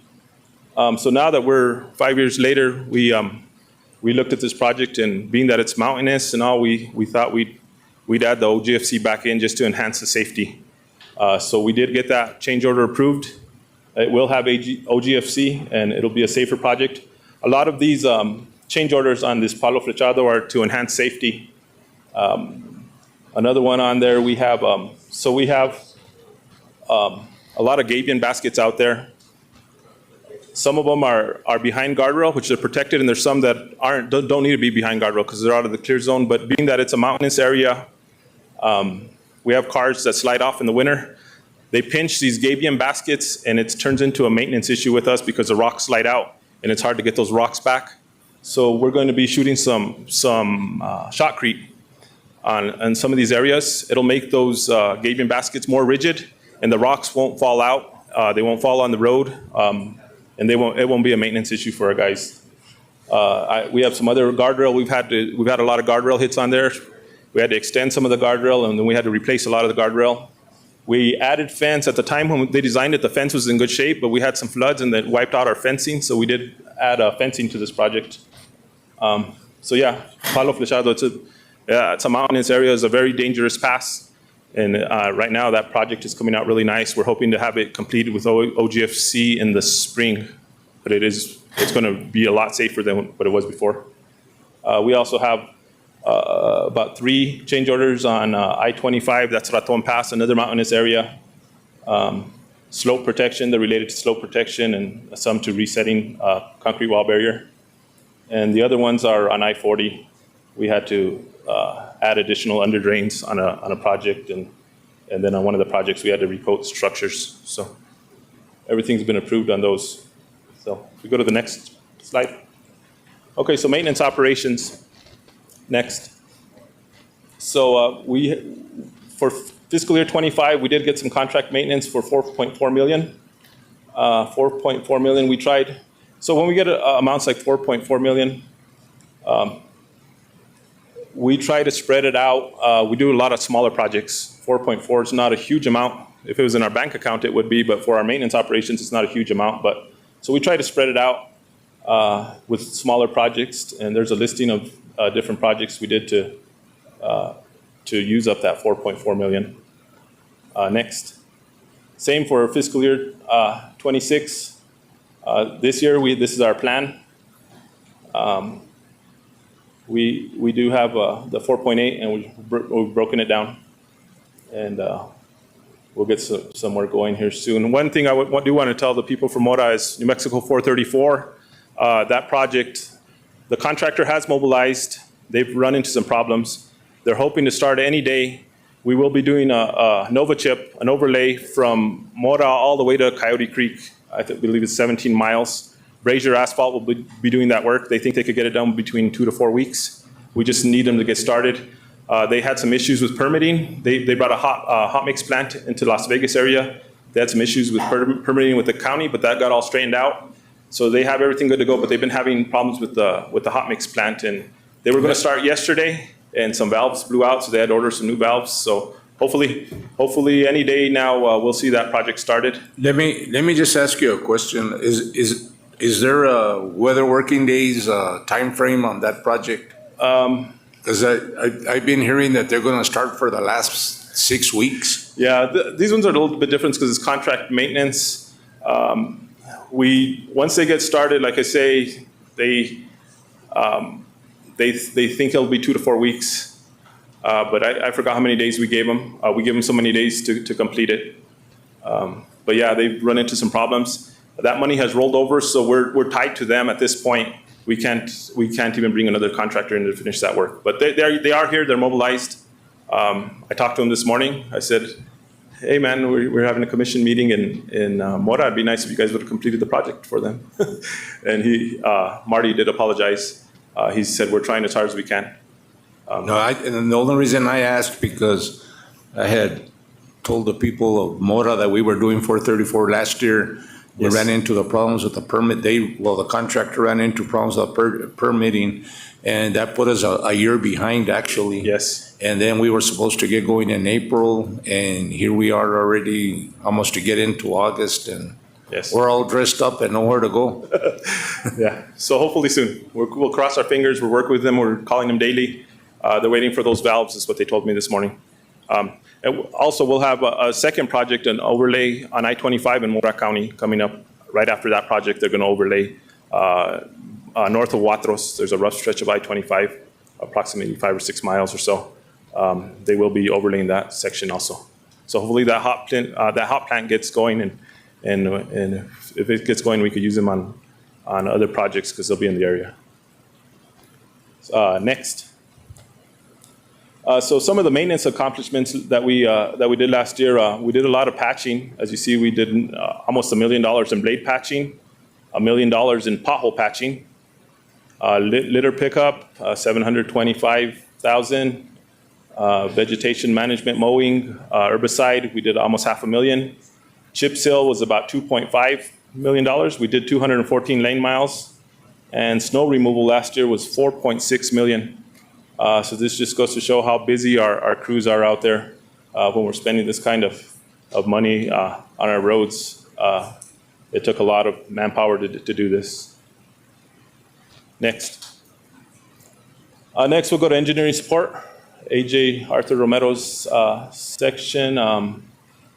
So our STIP over the next 4 years, 2025, we're at 20.5, 26, 27.8, 27, 26.8, and for 28, we're at 85.2 is what we have programmed. So we got a lot of work coming up, about 160 million on the 4-year cycle. Next. We have quite a few projects being developed. As you see, we have 5 projects being developed on I-40 alone. That's probably the one road that we get the most complaints about. That's where we have a ton of truck traffic, 20,000 vehicles a day. It never stops. Our guys are constantly patching. That road does get beat up. It's our top priority right now. We do get a lot of complaints, just like the other districts. I-40s across the whole state is pretty much the same. We're looking at another project on New Mexico 39, a project on US 64. We got a project in Angel Fire, New Mexico 434 for $6 million. And then we're working on the project for I-25 from Glorieta to Ro. Next. Local government road fund for fiscal year 25. There's a breakdown right there. We got $5.6 million total. It's broken down capital outlay, county, arterial, co-op, school bus routes, school districts, municipalities, municipal, arterial, and other universities. 5.6, we spread it out as best we can. We try to help out all the entities. Next. Same for fiscal year 26, same thing. We have a breakdown there. And our local government employees, Monica Duran and John Adela, do a great job. They have a great working relationship with all the entities in District 4. They keep on top of everything, and they do a great job for us. Next. Okay, so TPF funding for fiscal year 25, we had 8.5 million. We were able to do 11 total projects, so 11 entities were able to get money. A lot of those projects are going on right now. They're under construction. Next. So for fiscal year 2026, this year we got 16 million in total funding. And at this time we have 18 total potential projects that have been selected. Those will not be announced until August. The entities will find out. I think we had over 50 projects submitted. Unfortunately, we can't get them all, but we spread it out. We see who got last year and who hasn't gotten in a while, and we try to help all the entities out. There's a picture of Tramperos Road. That project's completed, and another one of Legion Drive that's completed also. Next. So at District 4, we have listed here some of the employee engagement. It's not all of them, but we listed some of them that we participate in. We have our Work Zone Safety Week. We have Service and Safety Awards. We have various parades. One of the big events we have is the Christmas Parade. Our equipment section always puts together a really nice float, a train. It's always the best float in the parade. And employees volunteer, they help with that parade. We have people walk the parade. We also have luncheons for the different holidays, contests on Halloween. We get together when employees' birthdays. We'll have cake and ice cream there at the district, or if an employee retires, we have a gathering. one of our biggest events is the District Equipment Rodeo that goes on also. Next. So the District Equipment Rodeo, so that's going to take place at the end of the month now in July. I believe the dates are July 29th and 30th. It's on a Tuesday and a Wednesday. Everybody is invited. It's our big event. It's our maintenance employees. They're competing, and we don't just call it a maintenance event. It's a District 4 event because everybody's invited, all employees. We get a lot of volunteers from all the sections in the district. People bring their families. It's probably the funnest 2 days at work because we don't have to worry about work on those 2 days. And we come, there's always good food. There's good raffles. It's good camaraderie. Chairman Adams, I know you're always there. You're always there with us. It's always a very enjoyable event. So everybody is invited to our district rodeo here at the end of the month. So, Adam, we have a project coming up at the city of Las Vegas, and it is, I think, when does that one come up? It's the one from, like, I think KFC to past the city offices, right? Okay, so that's one of the upcoming one. It's currently in the design phase right now. Once we get funding for it, we'll be able to give a more solid date of when it could go into construction. But in the meantime, right now, we're still in the preliminary phases. When we get deeper into the design, I'd like to take a look at it for the fact that we want to make sure that the medians that we put in. Yes. I don't know how medians before were just, I don't know what the concept was to put them in with dirt, and the weeds overtook them. And so I want to maybe get some ideas to see how we can beautify it and add some beauty and attraction to tourists that are coming in and for our local residents also. Yes. And then there's some turnarounds that are around there, and just to make sure that we address all those. So Yes. when should that one be let? Let's see. I have AJ here in the room. AJ, Yeah, just an estimate. Just an estimate. AJ has the details better than I do on that one.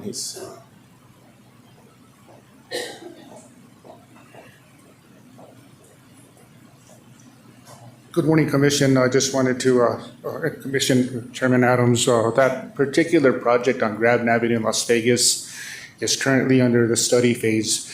It's under phase 1A and B, where we're gathering what's going on with the road.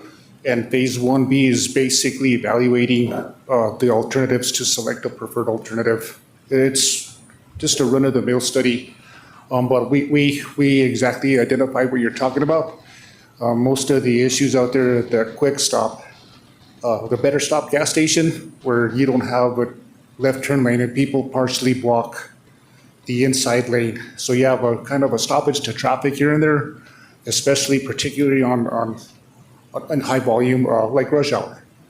But we are going to address all those issues and see what the preferred alternative will entail. So when do you think it should be?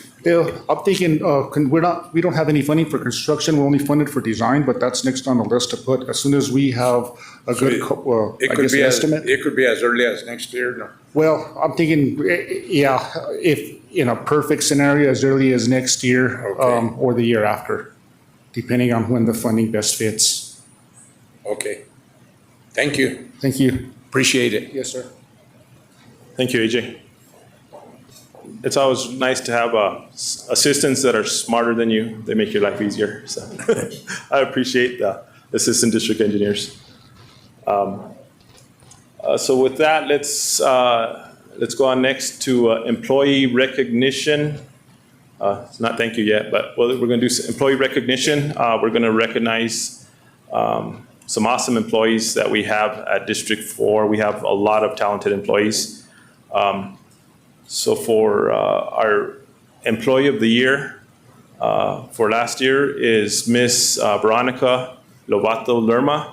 She's currently our technical support engineer, and she was our traffic engineer, but she's actually doing both duties right now since traffic is vacant. So we appreciate that she's taking on 2 jobs. Unfortunately, she only gets 1 paycheck, but she does 2 jobs. I appreciate everything Veronica does for the district. She has about 12, 13 years of experience. She's a go-getter. She's a very hard worker and a dedicated employee. Where's the picture? So I think they're going to run the video. We need the And video, then that's where it Veronica. was hit too, right closer to the end. I am the District 4 traffic engineer, and I oversee a series of programs, and I oversee 3 traffic techs, and they're the ones that manage the program, and I just provide them guidance, I provide them oversight to help them get through the day-to-day of that. Yeah, so open up the e-permitting portal. And I was just like, wow, that is incredible. It's a huge honor to be recognized in that way. I know there's so many people within the district that deserve that honor as well. So to be selected, it's a great feeling, and I appreciate it. It's really just a reflection of what my crew has brought to the table. And really, I owe that to them. They're the ones that make my job easier. They're the ones that make our crew and our section shine. So I give that credit to them. I think my background starting off as an inspector in the field in construction, moving on to a project manager, and then being able to translate that into the management position that I'm in now has been huge for me. Being in the trenches has really helped me develop skills to be able to be a good manager and to be able to support my employees that are in the trenches doing the work. I'm not afraid to reach out and ask questions if I need to. I don't think that I know everything. I don't feel like I have to know everything. There's plenty of resources around for me to be able to reach out and get the answers I need to provide my employees that support. Myself, as well as my crew, we look forward to coming in every single day and putting in the work together. I work with my crew 10 hours a day. And so being able to have that relationship with them, not only professionally, but personally, is huge. It helps us jive. It helps us be able to come in and work well together. And at the end of the day, when we come together and we talk about what we've accomplished, it's a great feeling to know that we did it together and in a family environment like we have here in District 4. Thank you.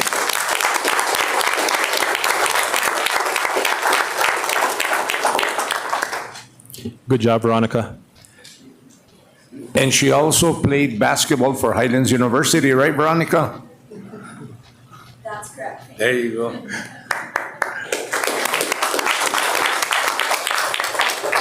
And she still does play basketball. A couple of years ago, we'd go after work and play, and she'd show up, and she was tough. We couldn't keep up with her. She was too fast. Next, I'd like to introduce our Team of the Year for District 4, and that is our safety section. We have Chris Garcia, Donald Garcia, and Philip Duran, sorry. I had too much things on my mind. Mr. Philip Duran. Those 3 employees are our safety section. They're our Team of the Year. They're a dedicated group. I always call the safety section, they're like the sheriff department of the district, because they're always enforcing the rules. If they catch people without PPE, they enforce the rules. They let me know what's going on. Unfortunately, we have a lot of tort claims. There's injuries that happen often. So they have to deal with all that. They have to deal with OSHA. They're always doing a lot of paperwork. These guys provide great support to the district, to all the employees in the district, and we appreciate everything they do. If we could run their video. So I have two members that I work with, Philip Duran and Donald Garcia. And these 2 individuals have made a perfect team for me. Like I tell them, I could teach them anything about safety, but I can't teach them to actually care. And these 2 gentlemen actually care about the employees, they care about the traveling public, and that's what makes us such a great team. Our primary goal is to ensure the safety of all our DOT employees and the traveling public. Things like teaching first aid, CPR, defensive driving, bloodborne pathogens. When we leave the building, we're responsible for going out and checking buildings for safety violations. And we're also child safety seat certified technicians, so we can check child safety seats for the traveling public. I think that they're a great representative for the department and for District 4. There's no room for, a lot of error in what we do, and having guys that care about their job, care about the employees, the traveling public, the way my team does, and any team is what should be shown for Team of the Year. Ultimately, I think the care that we show the employees is what helped us get this award. At the end of the day, we're just trying to make sure that everyone's safe.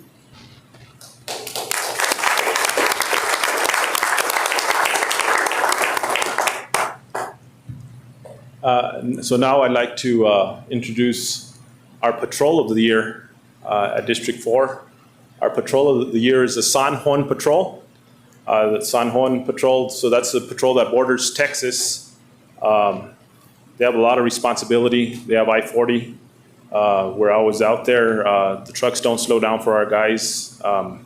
They're always patching. Like I say, there's a lot of responsibility. They really take pride in their work. They want the roads to look nice. The supervisor is Mr. Jaime Alderete. Him and his crew do a great job for us. Unfortunately, they're not here today. They had a lot of work going on, especially with I-40. It's hard for them to miss a day. So they are not here with us today, but if we could play their video. It's an honor, actually, because we put in a lot of hard work, and it's good to be recognized for being out here every day. As you can see, it's extremely dangerous. And every day we're out here just plugging along and doing the best we can. I think they just enjoy what they do. And at the end of the day, we get it done. We're out here taking care of the shoulders and all the litter pickup.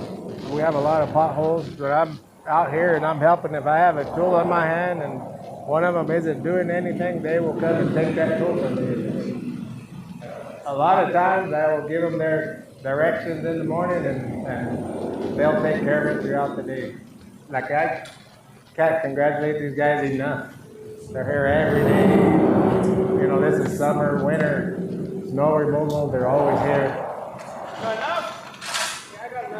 Good with that. Let's go to the next one. I think it's really important for them. You know what I mean? They're the ones that do the hard work. They're the backbone of NMDOT. And it's good for them to get recognition. Sometimes we don't ask for it, but it's good to have.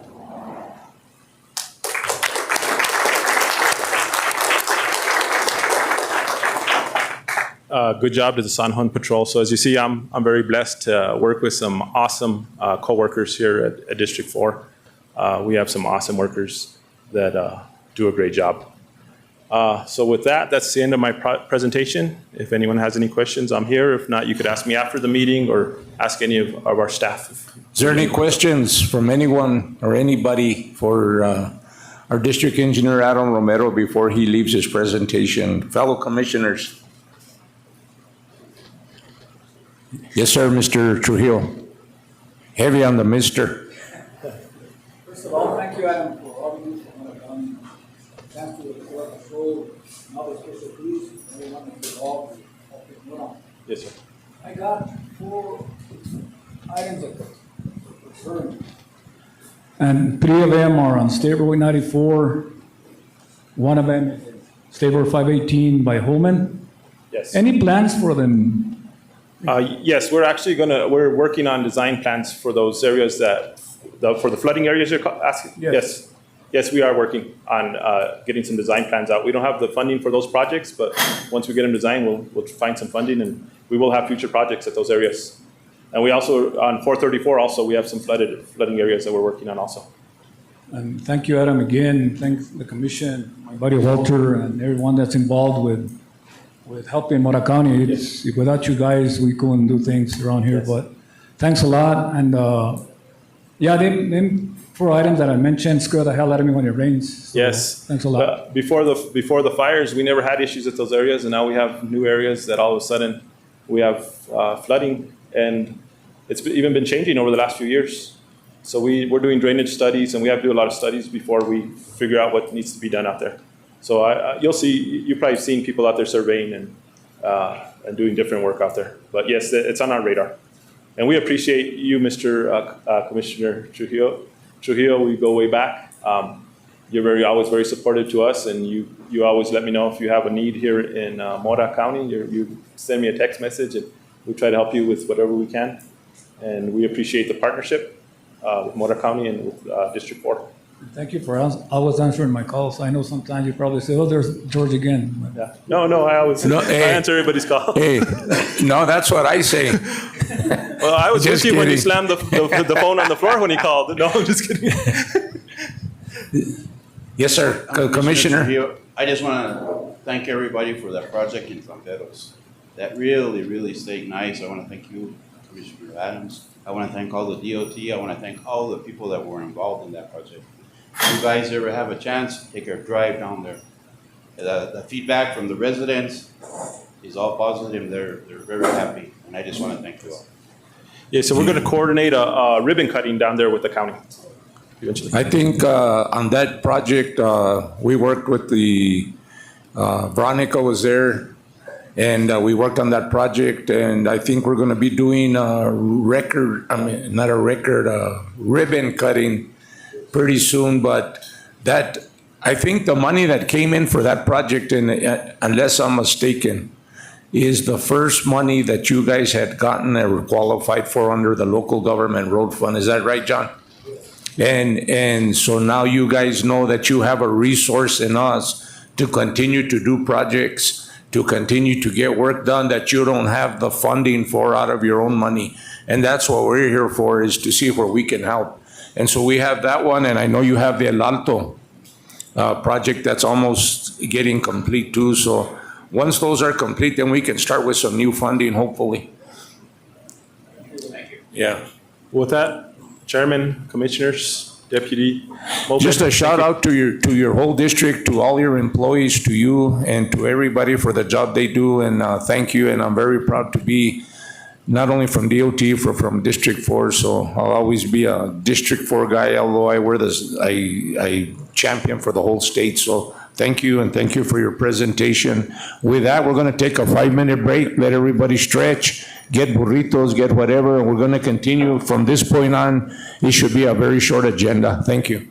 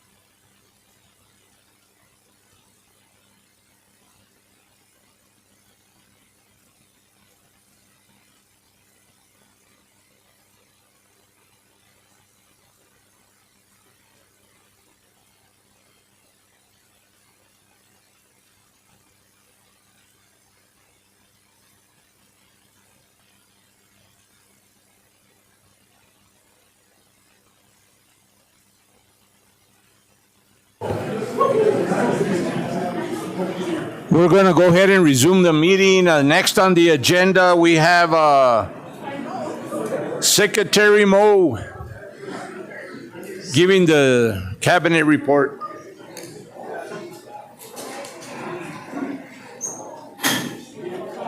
You want to give it from up there, Mo? Whatever you want. Yeah, let's just do it from there.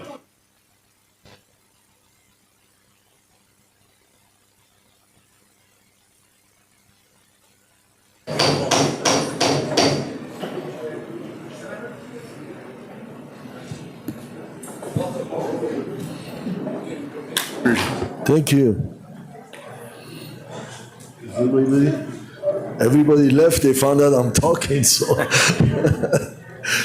Before you start, I hope everybody sticks around because they're going to have chicharrones, hamburgers, the whole 9 yards, and they went to a lot of work. So even Adam, if the crews can stick around so they can partake in the lunch, that would be fine. So if you're able to stick around, stick around. Thank you.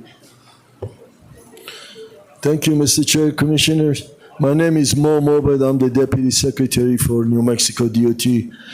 Our Secretary, Ricky Serna, wanted to be here. Unfortunately, he was called into a meeting with the governor in Silver City, so that's why he couldn't be here. But he sent me his notes and made sure I read all his notes. So, and I have to read these notes. I read them several times, but I'm getting to age. I can't remember everything. So, remind me of the two guys that went to a gathering, family gathering, two old guys. They were talking about memories. And one of them said, I can't remember a lot of stuff. The other guy said, me too, but I went to a doctor and he gave me some medication and it's really helping. He said, oh, really? That's good. What's the name of your doctor? He said, his name is, what's that flower that is red and has a stem? He said, you mean Rose? He said, yeah, Rose. Rose, honey, what's the name of the doctor? So that didn't help, apparently. So I got to read the notes that Mr. Serna sent me, and this is about really statewide, all the notes about what's going on in the last few weeks and months in our state. The first one is the State Personnel Board approved a major overhaul to the state personnel system. And I think if you have any questions, Jessica Cooper can answer into detail of what that means. But the change includes a new job listing system, a new job titling system as a single consolidated salary schedule. That means that HR teams have been working on crosswalking positions classification we have used for many years to a new classification recently released. So those new classifications are attached to one of the 20 pay bands in a single schedule. What does that mean? That means there is no longer a schedule for engineers or lawyers, for example. We have communicated to the employees that this may result in a reduced comp ratio because the schedule are wider. However, there is no impact to their pay. If an employee's existing pay is lower, then the new pay band will bring him up to that minimum of that pay band. The new system has no impact to the 4% legislature increase. The second item, we want to thank all the folks from the District 4 and also to Rick Padilla, John Romero, and Christine for a lot of things we have been doing last few days. As earlier I mentioned that Rick Padilla and John Romero made presentation to the tiers in Sunland Park and talk about pavement preservation and funding for our roadway. And Christine was spearheaded with Amy Evans from District 1, and they unveiled a sign on 380 for the downwinders. I'm sure you heard of it. It was on the news all over. There was a lot of people down there, and they unveiled a sign for the downwinders, recognizing the downwinders, which was a Memorial 50 that was passed at the legislature. So we were assigned to put up the sign. And also yesterday, myself, I was attending that. We did a unveiling of the bridge memorial to honor Sergeant Felix Barella in Las Vegas. As engineers, we are really thrilled when we build something, a bridge or a road, but we are really thrilled when somebody asks to put their name on our project. So it's really, we honor that, and it's really great for our people. And our District 4 crew did a heck of a job. Travis and his crew, they did a heck of a job setting it up. So we had a lot of people. And then last month, Governor Lujan Grisham hosted the Western Governors Conference in Santa Fe, and we want to thank District 5 and 3 for working together to ensure that from Albuquerque to Santa Fe corridor was prepped up, and they did a lot of weed control, litter pickup, and we heard a lot of positive things. Actually, the governor sent us a thank you note, so it looked beautiful. And also, we want to shout out for the teams from District 1, 2, and 4 that have been, as you all know, you've seen it everywhere, or you've seen it, you've gone there too also, battling fires, floods, and dust storms, especially dust storms in Deming almost every day. And our communication, our enhanced communication has really helped us keep us all on the same page with road closure, inclement weather, and road condition. And we appreciate them because they did it every day on 24-hour day. And then also the governor asked that each secretary draft an aggressive goal for the last 18 months of the administration.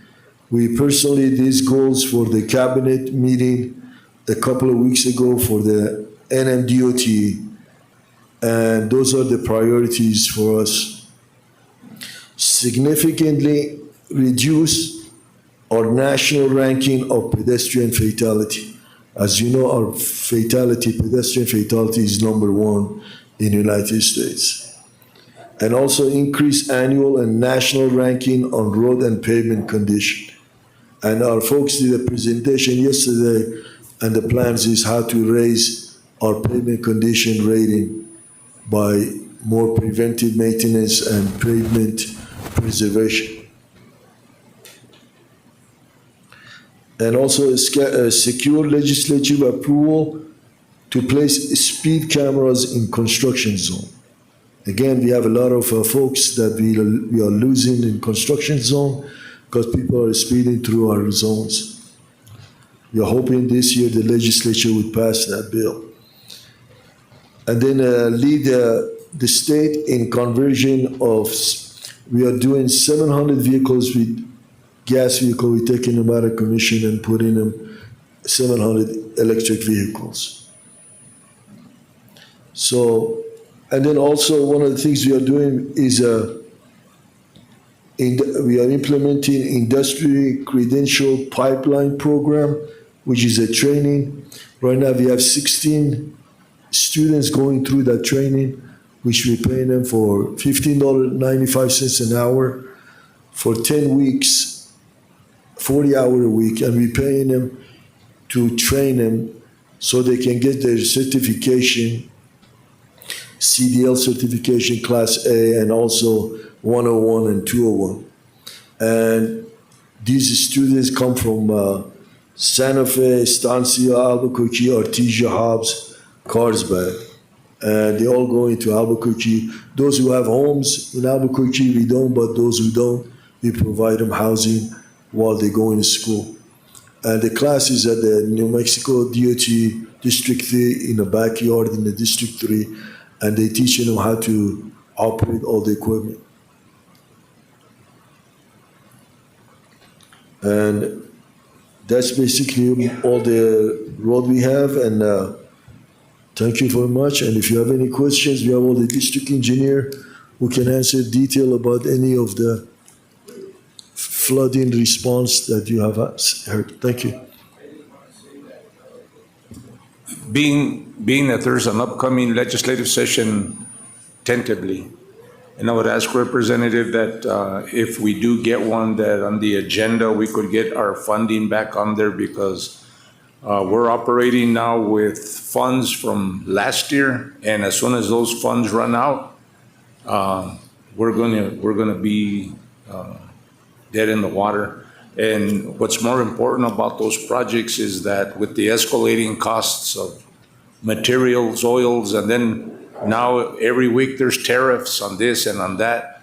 So just as an example, a $20 million project not in 6 months, in a year, could end up being $10 or $15 million more. So if hopefully we can get that on the agenda, and if you could help us do that.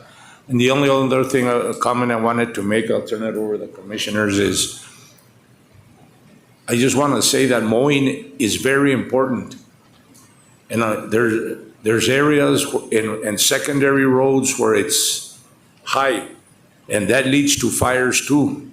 And with all the fires that we have going on, when possible, I think that we have to continue to keep the right-of-ways mowed and down at least to a respectable place, to where if somebody throws a cigarette or something does something, it doesn't ignite up something out of control. So I think that mowing is a big part of our operation that we have to continue in there.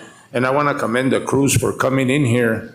The drive in here was beautiful because of the cut. And you can see that not only does it add beauty, but it ensures safety. Mm-hmm. So, and in other areas where there's a lot of wildlife, when the weeds are high, deers are jumping out, animals are jumping out. So, and if we could keep, on top of the mowing, I would appreciate it too.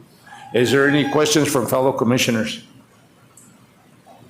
I do have Yes. one question. Mo, can you or maybe Deputy Secretary Cooper kind of give a little bit of an overview of what kind of direction you've provided staff with regard to vacancies, filling vacancies? Just based on the basic vacancy report, obviously it hasn't changed a lot in the last couple of months, but I would like to understand, I guess, what kind of direction you provided staff at this time with the budget situation that we're in. What kind of direction because of the budget for the raises, or what are we talking about? To fill vacancies. I think Commissioner McElroy is asking, with the vacancies we have and with the budget we have, is it going to affect the vacancies? And what are we doing to continue to promote to fill the vacancies? Correct, John? Yeah, that's correct. I guess what I'd like to understand is what is the direction that you guys are providing to the staff, district engineers, the chief engineer. What are we doing? What can they do to fill some of these positions, or are they being limited as to what they can do? I guess I'd like to understand that, I guess, from you guys. That's a good question, Mr. Chair, Commissioner McElroy, and we have been discussing that very deeply at the GO level, and we have also discussed it with the district. That's a tough answer, because right now the budget we have does not allow us to fill all of vacancies because we don't have the budget for it.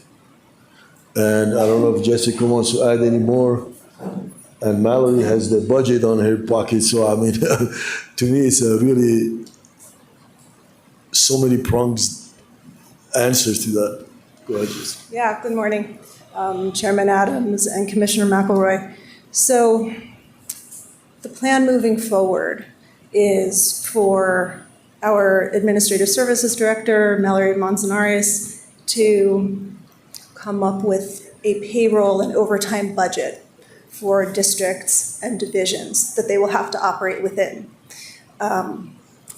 Those divisions and districts that have the most vacancies we'll hopefully get some additional budget to bring down those vacancies. But we have to see exactly what the budget projections look like. We, consideration also has to be taken into, if we're gonna put money into an overtime budget or whatever, as you're saying, we can never predict the snow. We can never predict stuff of that nature. There could be a winter where we don't use that much overtime. And then there could be a winter where we have our guys out every single day. And different areas are different districts are gonna get, here in the north, we're gonna get snowpacked. Lately, it's been everywhere, a little bit of that. So just that consideration be taken into that, because the one thing we can't do is not have budget to make sure we're not answering emergencies. And I consider snow removal during working hours is not an emergency, but after hours is, because we have to continue to work to keep the roads open. So, Chairman Adams, I agree with you, and I think all we can do looking forward in terms of projecting what will be needed is to look at the previous year. okay. So since you're there, Mallory, too, I mean, what does the budget look like? I mean, can we continue to fill vacancies or? Chairman, Commissioners. Thank you. So FY26 is a little bit unique. One, because the state of New Mexico has changed their health care benefits for all state employees, which means the department was paying at least up to, I think it was 40% of health care for certain employees, and it was based on your salary. They have since gone away with that method. So the state of New Mexico is now going to pay majority of all healthcare costs for state employees, which means the department is going to be responsible for that money that we haven't accounted for. So we haven't seen a first pay period to see how much of an increase that will be for the department. And the other thing that we are challenged with is the liability. Typically, the department sees about a $3.2 to $3.8 million liability that we have to pay to the General Services Department. So that's for any, someone gets, the biggest thing are tort claims, like you get a nick on your window and we have to place your window shield and that sort of stuff.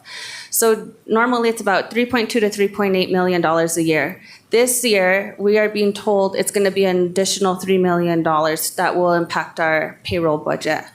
So until we fully see a full pay period, I really do not know where we stand as far as vacancies are concerned. I can tell you that typically year after year, we do budget at a vacancy level. So the department has 4 different programs. Each program has a different vacancy level. But right now, until, again, I see the first full pay period will be next week, then I will have better answers for you for next commission. Okay, thank you. And you know what? I think that's a very, very good question.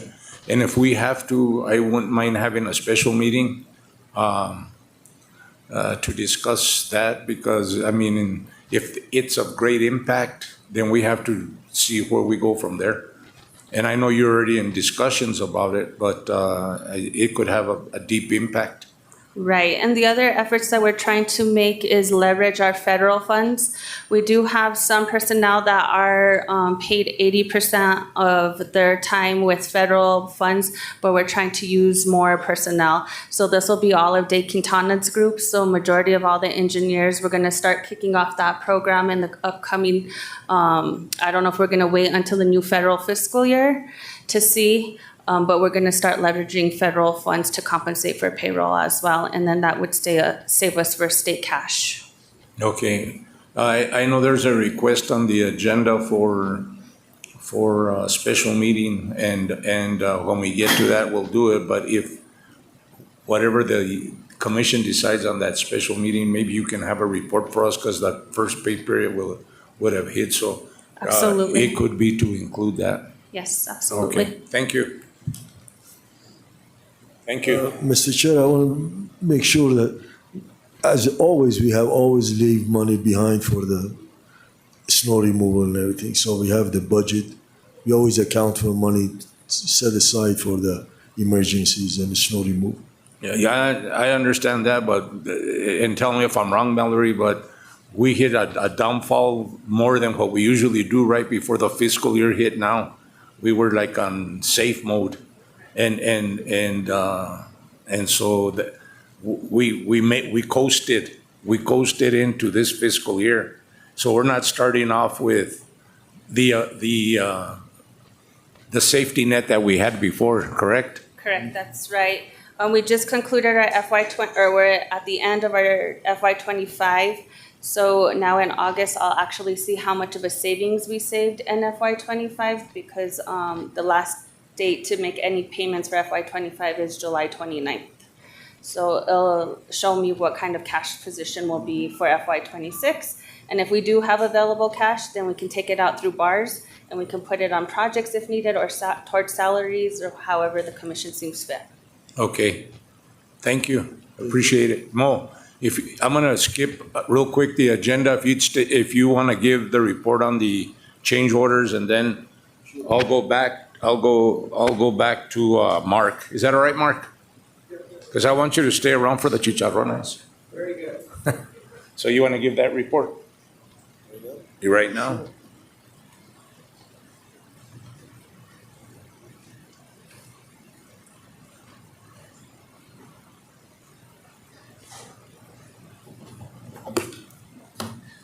Mr. Chair, Commissioners, as you see in your package, you have the copy of all the change orders. And most of the change orders, as you can see, is we either adjusting an item or added a new item to the project. And then the last of the change orders are change orders because of the added time to the contracts. I don't want to specifically explain each one of them, but if you have any questions on them, I'd be more than happy to answer. And we have all the district engineers, so they know the change orders intimately and they can answer in detail. Fellow commissioners, you've had a chance to review the change orders. I know Commissioner McElroy is real vigilant on this. Do you have any questions on it? I don't have any questions. I just have one on a particular project. I guess it's on US 6084. It's in Clovis, I believe, in that area. And I've noticed from the project listing and then also here, the project is kind of growing a little bit as far as overruns and underruns. And I understand it's, or at least a little bit I know about the project, it's an urban project. I don't know, Cisco, if you could kind of explain what's going on in some of those, in that particular project. Another thing I've noticed on the listing, it says that, and it may not be happening, it may not have been updated, but it says on there it's kind of consistent every month saying that there is a partial suspension on the job because of concrete issues. And that may not be happening, but I don't know if you can answer a little bit about what's going on with that project. Just the Clovis job. Chairman Adams, Commissioner McElroy. So as you had stated, this is an urban project, and most of the projects that we develop, are more rural nature in District 2. We hardly have any urban projects. So through the development process, we found as we move forward to the next phase, some of the challenges that we had in design, and we're already starting to address those. I know in some of those change orders, you saw one of them was for $205,000 for tie-ins. And this is something that was not caught in the design phase, tie-ins to existing properties, whether it's drive paths, sidewalks, or it took additional material. As you can see, it is participating. We work with our federal partners on that change order, and we are already addressing it in the next phase. We'll be bidding the next phase next summer. And so a lot of those changes that we've seen, we're already addressing in the next set of plans for the next phase. The concrete issue, of course, is some of the changes to the environmental requirements and then the mixed design. So that's where that partial suspension had come from. Is the concrete issue resolved at this time? It is resolved at this time. Okay. You might want to discuss a little bit with somebody whoever's preparing your report to kind of remove that from the report if that's been resolved, and make a remark in there that it's been resolved and moving forward with it. So it doesn't appear every month, I guess is what I'm. Commissioner, we could do that. We'll get with our construction engineer and our management analyst that's put out the report, so we'll make sure they're more up to date as we prepare for commission. The other thing, I think, been visiting a little bit with Mo on some of these things, but talking about maybe trying to do some more post-construction reviews on some of these projects, especially in, difficult projects. Like this one, I'm sure it's not an easy project there in the Clovis area or any other community in New Mexico. There's a cost to us, there's a cost to the community, there's a cost to the businesses in that area concerned. So whatever we can do to try to learn from some of these issues and prevent them on future projects, I'd like to see some of that happening. And kind of threw out an email to Mo from something he sent me, and I kind of commented back about post-construction reviews. So just keep that in mind. Maybe this is a project you can do that in your district. Chairman Adams, Commissioner, that's a great idea. Somewhat of a debrief. Especially like I said in District 2, some of these urban projects have become a challenge just because we don't develop them as much as some of our other rural type projects. So this one we're somewhat lucky that the next phase is already going to be relet here in the upcoming year. So we already, as you said, suggested, we are kind of having debriefs as we build it and as we complete it, as we get ready for the next PS&E production set for that next phase. Thank you, Cisco. You're welcome. Thank you. Any other questions, Commissioner? No. Thank you. Thank you, Mo. Thank you. And with that, if we can have Mark, if you can come on down. Good morning, Mr. Chairman, Commissioners, Morning. Mr. Deputy Secretary. I'm going to page 53. During the month of June, the department has their large annual debt service payment that is actually due. That amounted to $96.6 million that went out on Monday, June 16th. That left around $3.3 million left for debt service that will roll into the next fiscal year into your next bond payment. The department also has two project funds, the large one being $182 million, that's out of your 21A series, and $7.7 million out of your 14A series. At the bottom of the page, as the Commission is very much aware, the department has a $50 million line of credit, that's with Wells Fargo, that runs through 6/30 of 2028. There was no commitment fee payment in the month of June. That was now paid in July. Going on to page 54. As I mentioned, there was a debt service payment of $96.6 million.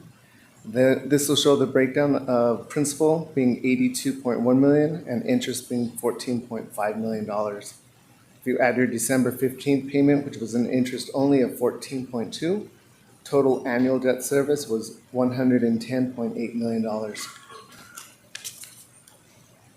On the next page, this will show you your next semi-annual debt service payment. It's an interest only. That's due on December 15th. It'll be $12.5 million.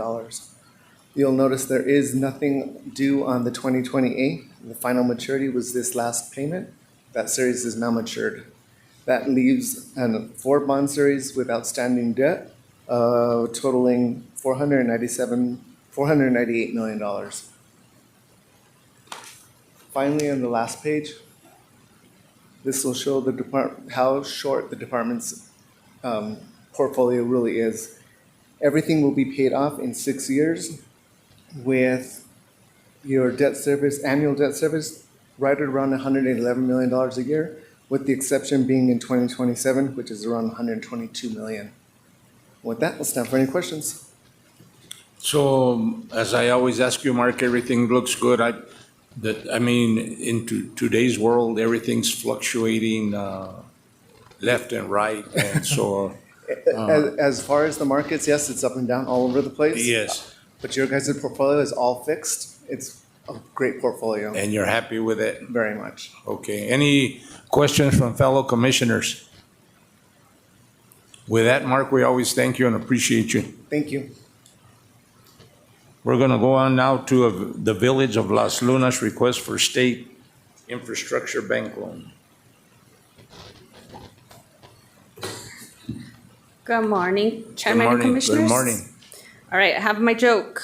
You ready? Ready? Why did the ice cream truck get a flat tire? Anyone? Because of the rocky road. Bum. Alrighty.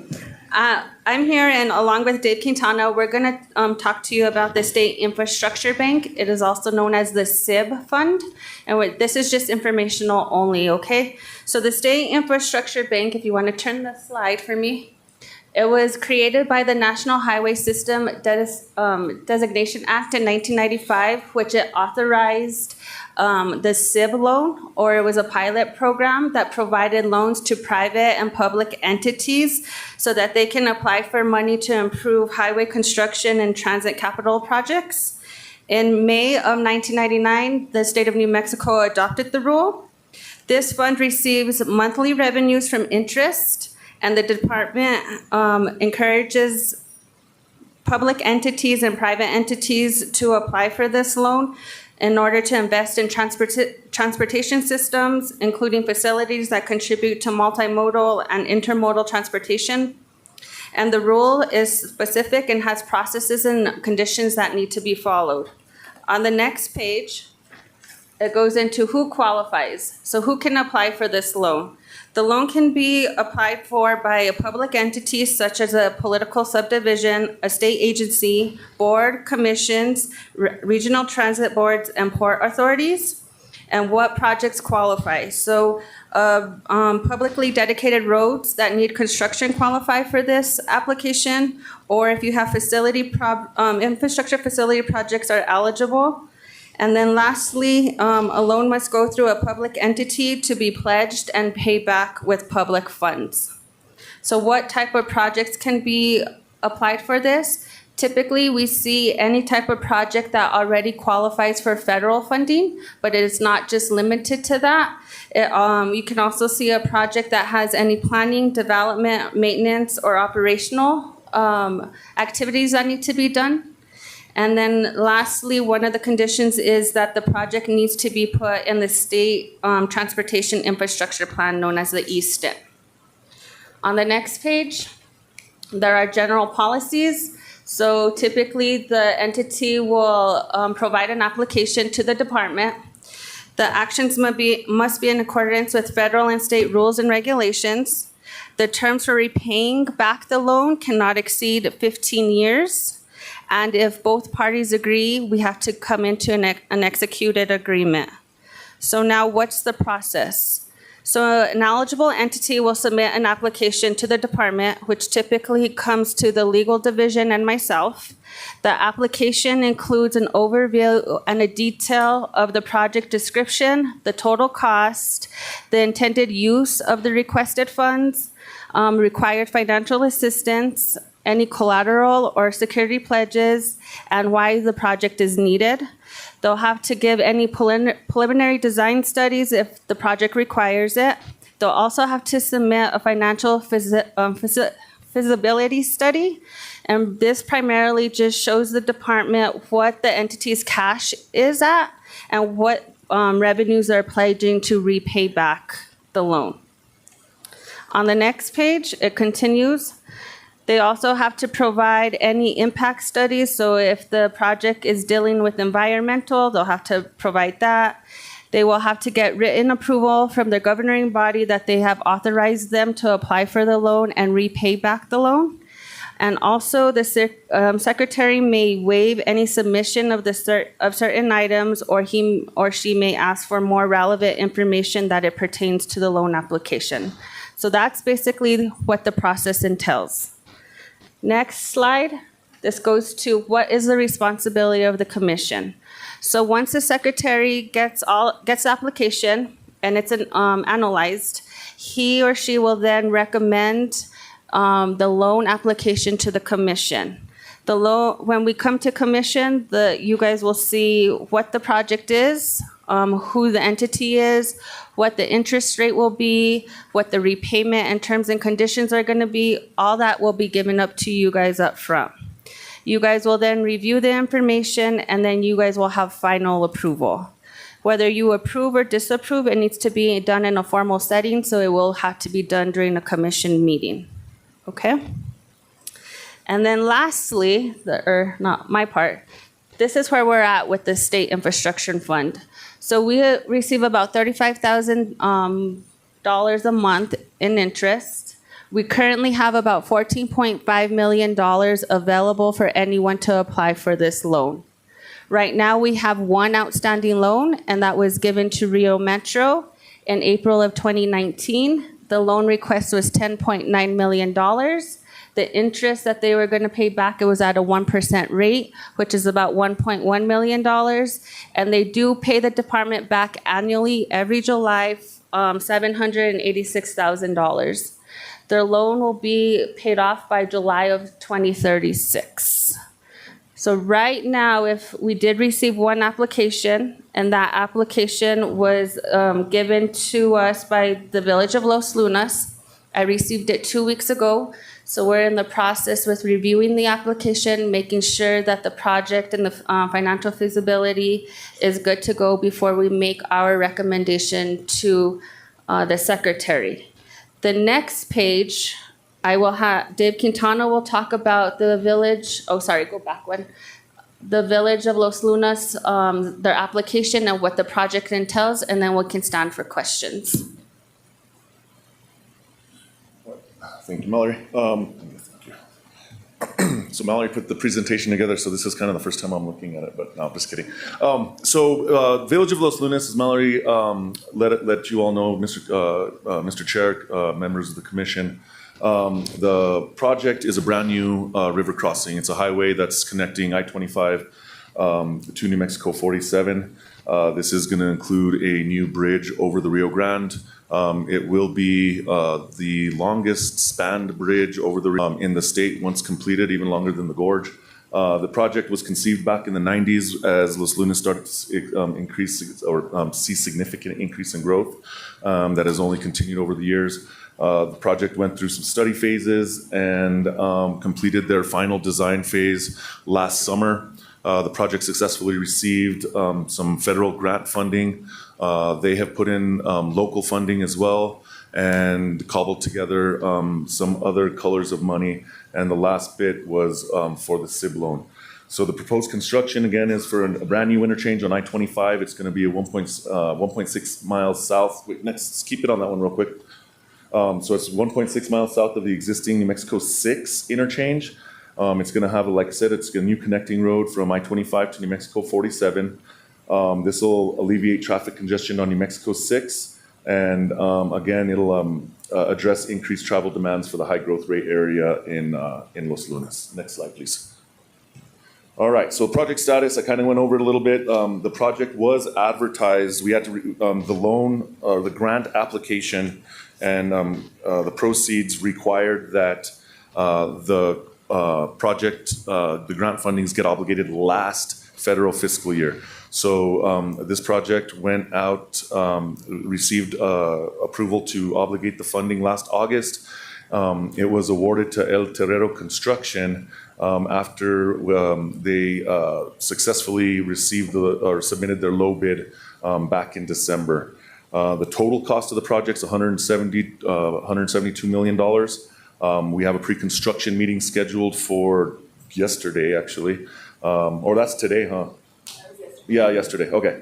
It's been a long couple of days. Anyway, the completion date is estimated to be December 28th. The SIB loan, the reason for it is their construction management during construction. That's going to pay for all of their inspectors. That's going to pay for their testers. That's going to pay for all of their folks out there inspecting the job during construction. On the right-hand side there, the funding breakdown is as follows. They received the infra grant, which I spoke of, for $25 million. State road fund for $9.25 million. They received House Bill 2 general fund to the tune of $51.95 million, and 2021 bond proceeds to the tune of 53.1 million. Other costs were severance tax bonds for 8 million. The New Mexico matched for DFA for 3 million. That was for the infra grant. And then Los Lunas, the village of Los Lunas is contributing 22.1 million for the total construction cost of 172 for the actual construction. And again, the SIB loan is going to be for the project management, bringing the total cost, and this is just the construction, this doesn't take into account the right-of-way and project development, $186 million. So this was about a $200 million project for the village of Los Lunas. So it's a huge local government project, probably definitely the biggest in the state. Next, is there another slide? Nope, that's it. So with that, we'll stand for any questions, Mr. Chair. I have two questions. Number one, and to make sure I understand it correctly, I saw who was eligible for the loan, and it's all entities, and then they have to meet certain guidelines and the criteria in order to qualify.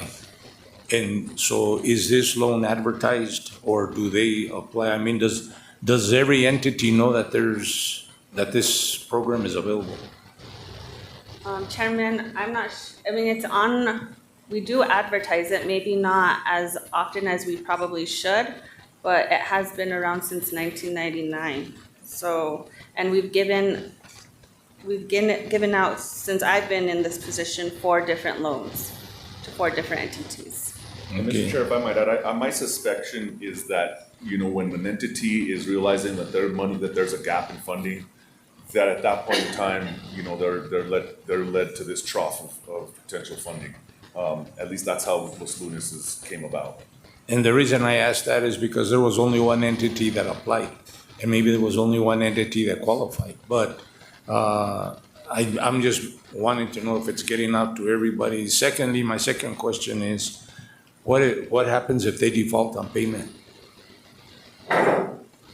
Mr. Chair, I do not know. We'll have to get back to you with that. I haven't seen that happen with the 4 entities that have gotten the loan before, but that's something I would have to get with legal with. And I understand that by meeting all the criteria set forth to qualify, that you're pretty much saying they're safe to deal with. Correct. And I'm just saying, if any entity that applies for this goes through the process, is approved, and then there's default, what would happen?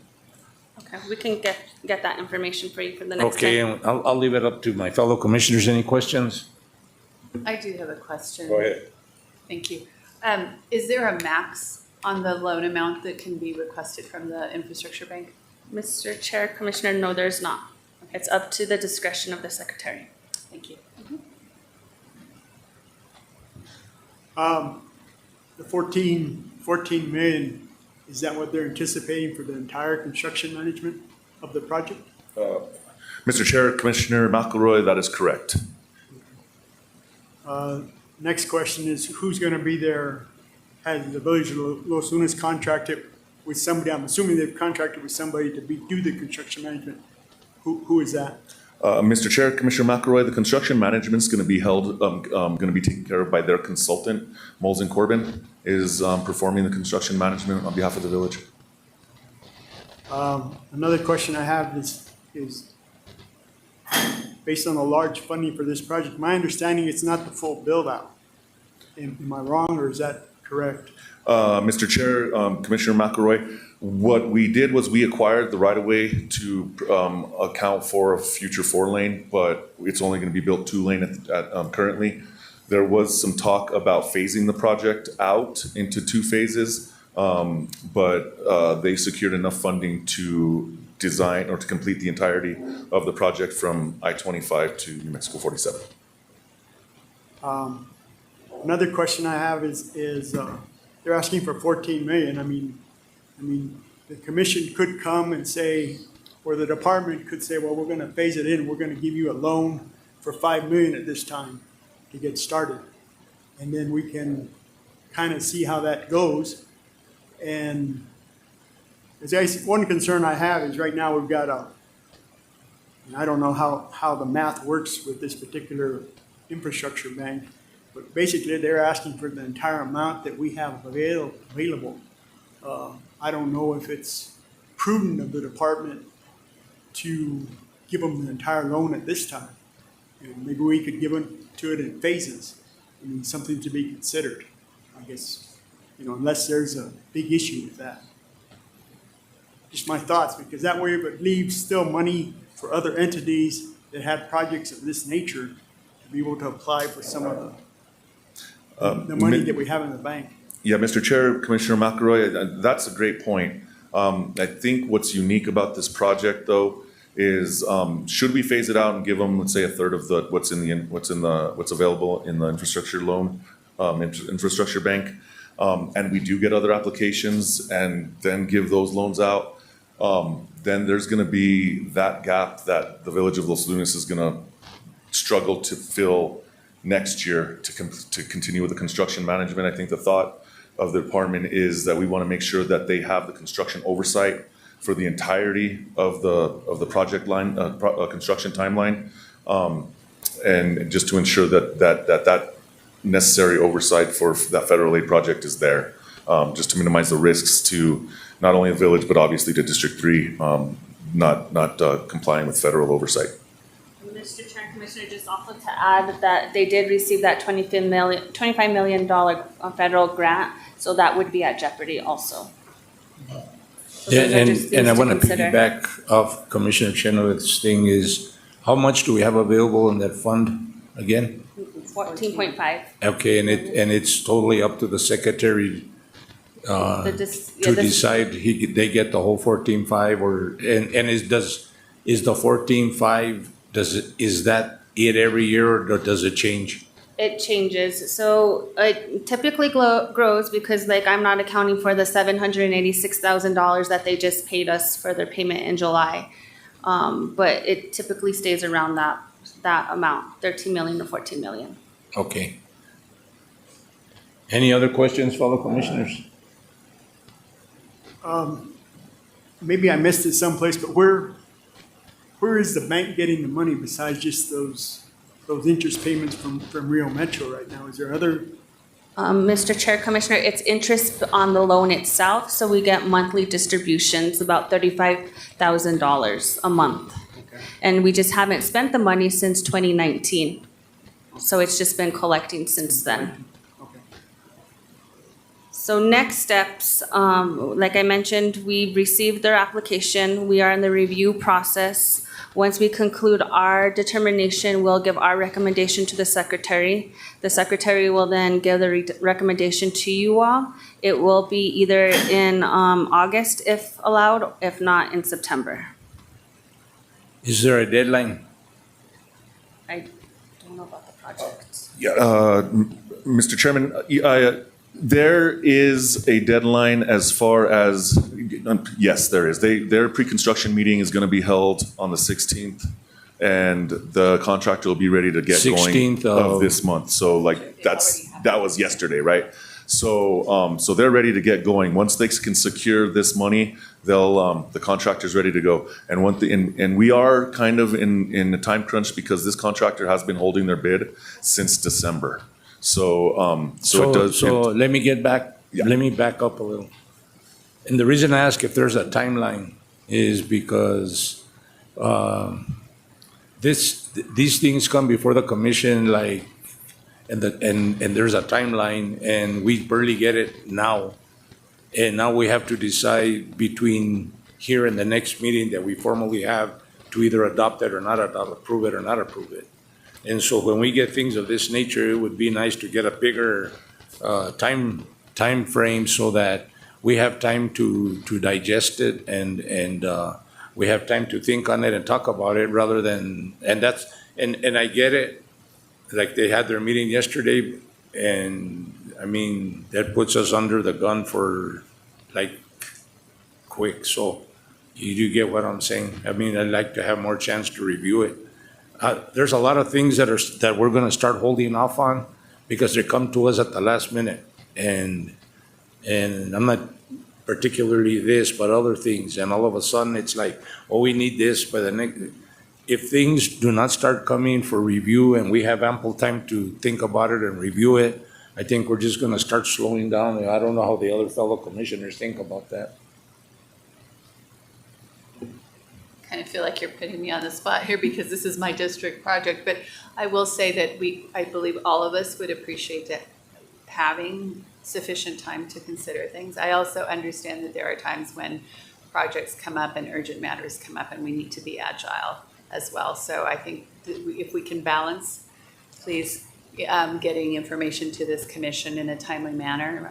I also understand that some of the nature of some of these projects becomes, it changes on a dime sometimes. So thank you for presenting today, and thank you for asking Chairman Adams. I would appreciate due consideration for this project because there is so much on the line with this infrastructure. Yeah, Thank you. and Commissioner, it's not that, at this point, it's just for discussion. So it's not that we're against or for it. I think the discussion just brings up questions.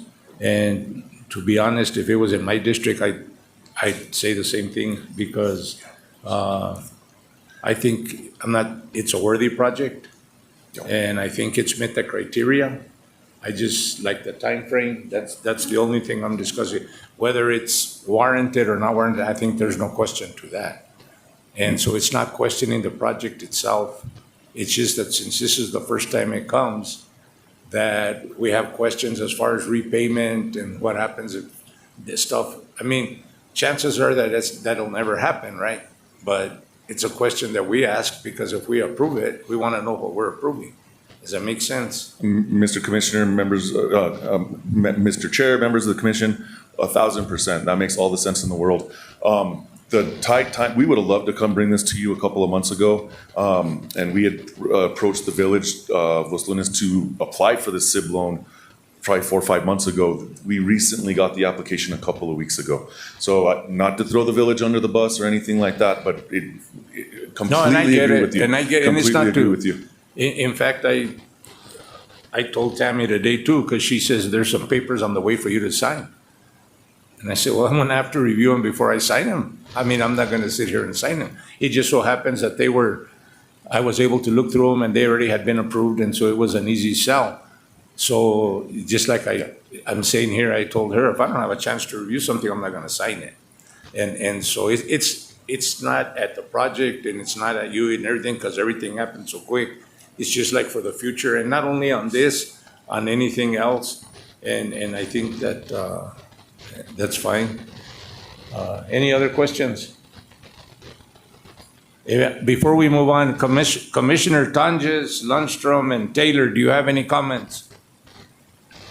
I don't have any comments, Mr. Chair. Thank you, though. No, sir. No comments at this time. Thank you. I also don't have any comments on this issue, but I do have some issues that I don't know if it's appropriate at this time to talk about with the Pinion Hills extension in Farmington. We had a $6 million override on the project and or shortage, I should say, and it failed to get additional money during the legislative session, and I was curious if the department has had any progress in figuring out how to at least finish up the first part of that. We also lost the funding for the second phase of that project. Currently they're working diligently on the intersection, but I'm just curious about the additional $6 million that we're short. Mr. Chair, Commissioner, good question. This is David Quintana. When we enter into a funding agreement with any local entity, upfront there is a total amount that's agreed to, and the standard language we put in those funding agreements is that any funding beyond what is in that funding agreement is borne on the local entity. So that's the case with the $6 million, and so the department at this point in time doesn't have a funding source to fill that gap. So typically in all of these situations and in these types of agreements, it is borne on a local entity to fill those gaps if there is one. So that's the best answer I can give as far as the shortfall for the 6 million. With regard to the second phase of Pinon Hills, that was a necessitated decision based on the color of funding, which was the ARPA funding we received in 2019 and the deadlines to which we needed to spend that funding. So in order to make the first phase of Pinon Hills whole and keep the ARPA funding that was awarded to both the Farmington area, that funding was moved from the county's portion of the project to the city's portion of the project in order to keep that funding up there as well as make the first phase whole. Okay, thank you. Thank you, Commissioner. Is there any other questions on this request? What I would do, Mallory, is we're going to be talking about a special meeting sometime in August. And once we start putting the agenda together, you can check with me and I'll check with fellow commissioners to see if they want to put that on the agenda for August. If not, then it'll have to wait till September. And if I could probably clarify something for you, Mr. Chair, members of the commission, I don't think it's too much of a time crunch. I think that's fine because they'd have cash flow right now. They have the funding in place for the project to pay for the construction management. It's going to be in the middle and at the end of it. Yes, sir. Okay. Thank you, guys. Appreciate it. Thank you. With that, we'll continue and we're going to go on with David Quintana letting schedule. So I'm going to have Manuelito Maestas go ahead and do this presentation for me. Manuelito is, he took over the programs as the programs division director when Rhonda went to District 5. So this is his first time getting an opportunity to present to the commission. And so you'll see a lot more of him around Mr. Commissioner, Mr. Chair, members of the commission. So with that, I'll let him kind of take the lead on this one. Welcome, Manuelito. Thank you, Mr. Chair, Commissioners. As David Quintana said, I'm Manuel Maestas, the Programs Division Director. So today I'm just going to be going over kind of the history of our letting schedule, kind of going through where we've been and where we're at, closing up this year. So in 2018, we ended up the year with a 91% letting schedule. There was a couple of months there where we were a project or two that didn't get let. But overall, we ended up with the 91% letting. If we want to go to 2019, 2019, we started off a little rough, and slowly ramped up to be able to have the last 2 quarters of 2019 at 100% letting schedule. That year was a little rough for us in general. We ended up with letting a percentage of 66% on that year. If we roll to 2020, we pretty much started off that year a little bit rough as well. Kind of ramped up, got a 100% letting schedule that next quarter, 83%, and then we added another project there at the end on the 4th quarter, which ended up getting us at a 85% let for the total year of the fiscal year of 2020.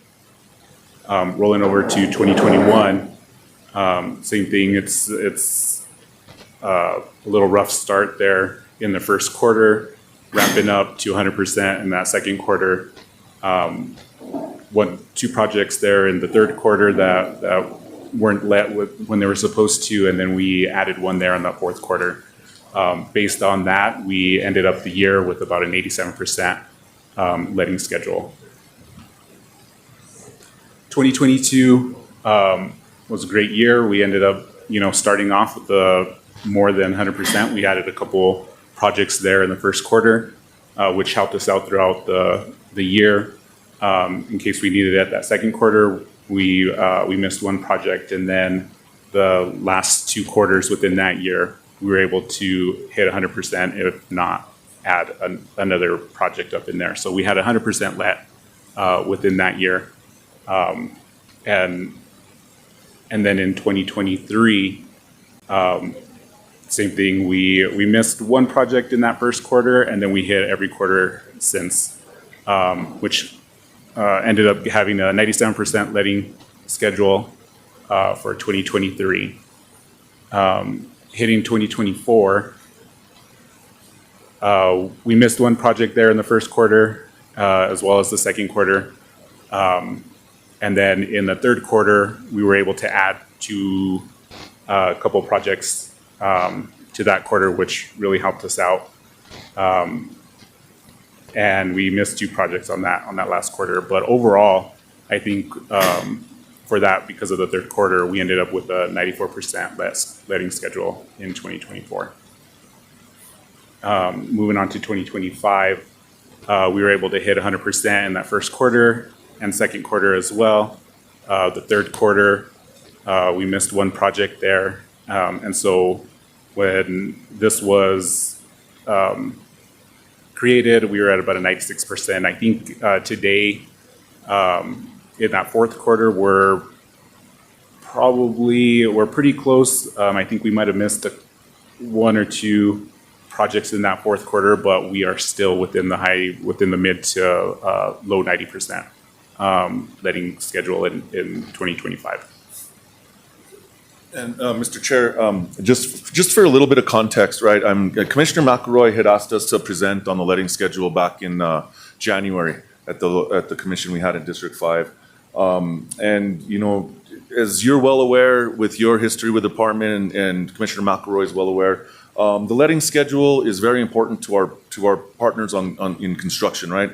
Our contractors rely on this 12-month look ahead to plan their manpower, their equipment, and what projects they're going to go after. And a stable letting schedule is very important to them. Prior to 2019, when we saw this significant influx in state funding that we've been given, one-time appropriation construction funding, our letting schedule was a lot more unstable. I affectionately refer to it as the stip shuffle. We were always moving projects from one quarter to another, from one year to another, due to the fact because we were so reliant on federal aid dollars. And if project scopes increase, or budgets increase with the limited monies that we had with federal aid dollars, we were forced to move projects around and sometimes fund them over 2 separate years. But since then, we've seen that letting schedule stabilize to better than the 80% requirement that we're held to with House Bill 2. And you can see the significant amount of monies that we put out the door the last several years, specifically during the pandemic. So I just wanted to make a point of that the letting schedule now with our construction partners, it's a stable schedule, and they can make some long-term investments for projects out in the future. So, thank you. Any questions, fellow commissioners? Commissioner Tonjes, Lundstrom, and Taylor, any questions? I have no questions, Mr. Chair. No questions. Thank you. One thing, Walter. Go ahead. David, you might want to just hit on that last bullet point a little bit, just kind of yes, sir. give the commissioners some information. Absolutely, Mr. Chair, Commissioner McElroy. So as Manuelito alluded to previously, we've been doing well this fiscal year, the first 3 quarters of this federal fiscal year. However, we do have some significant vacancy rates, and it's really specific to Santa Fe, Albuquerque, right? So D3, D5 in the general office. The competition for licensed engineers is incredible there.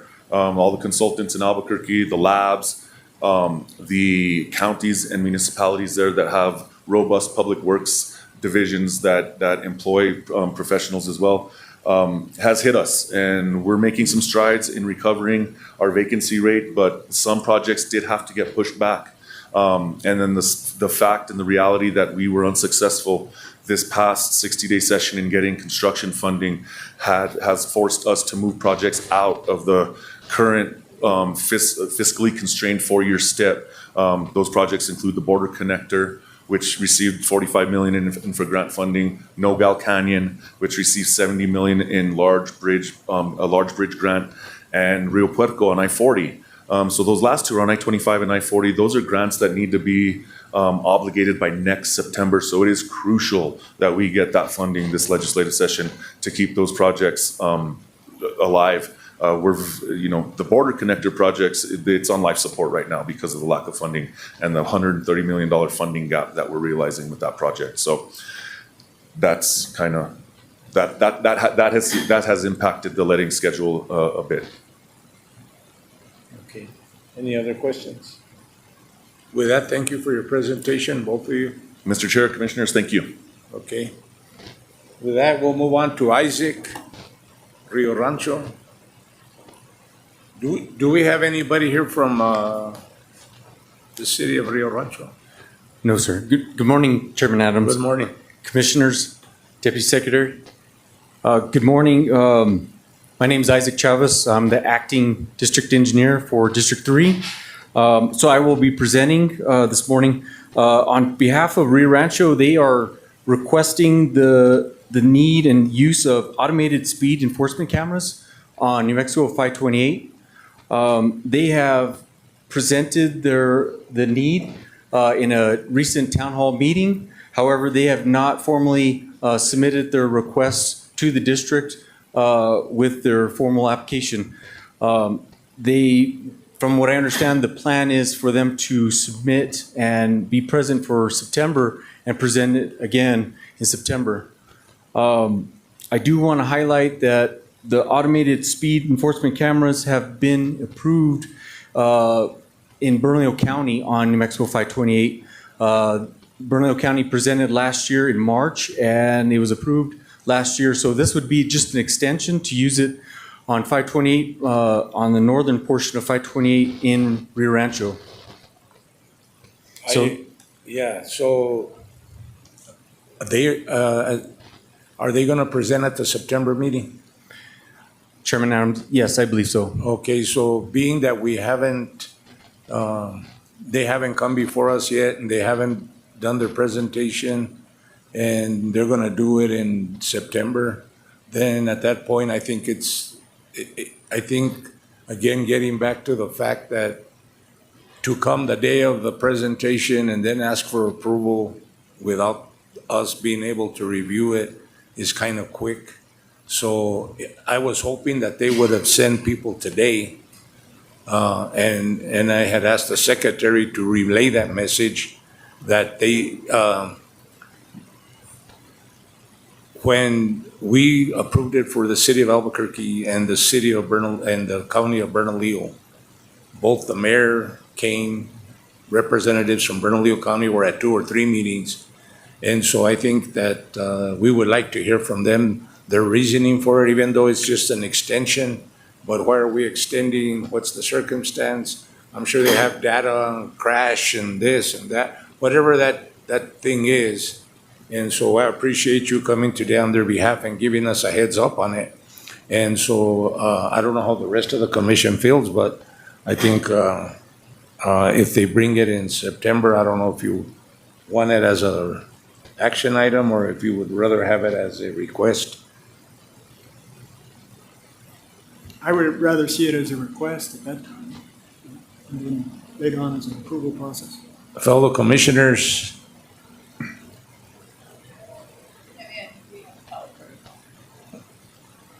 I'm going to say a request, Mr. Chair. Commissioner Tanges. And this isn't a vote, we're not taking an action item. Yeah. It's just that I'm saying that if it comes on, because they can get on the agenda whether it's an action item or not. So again, we'll wait and see on that one. Thank you, Chairman Adams. I'm just getting a poll of whether they Yes. want to see it as a request or as a action item. Thank you, I appreciate you. Yes, And- yes, sir. And we'll- I'm hearing good things about you, so keep up the good work. Thank you. Thank you very much for your time.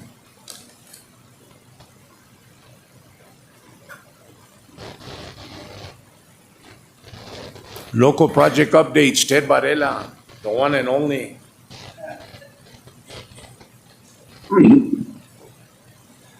Chairman, members of the board.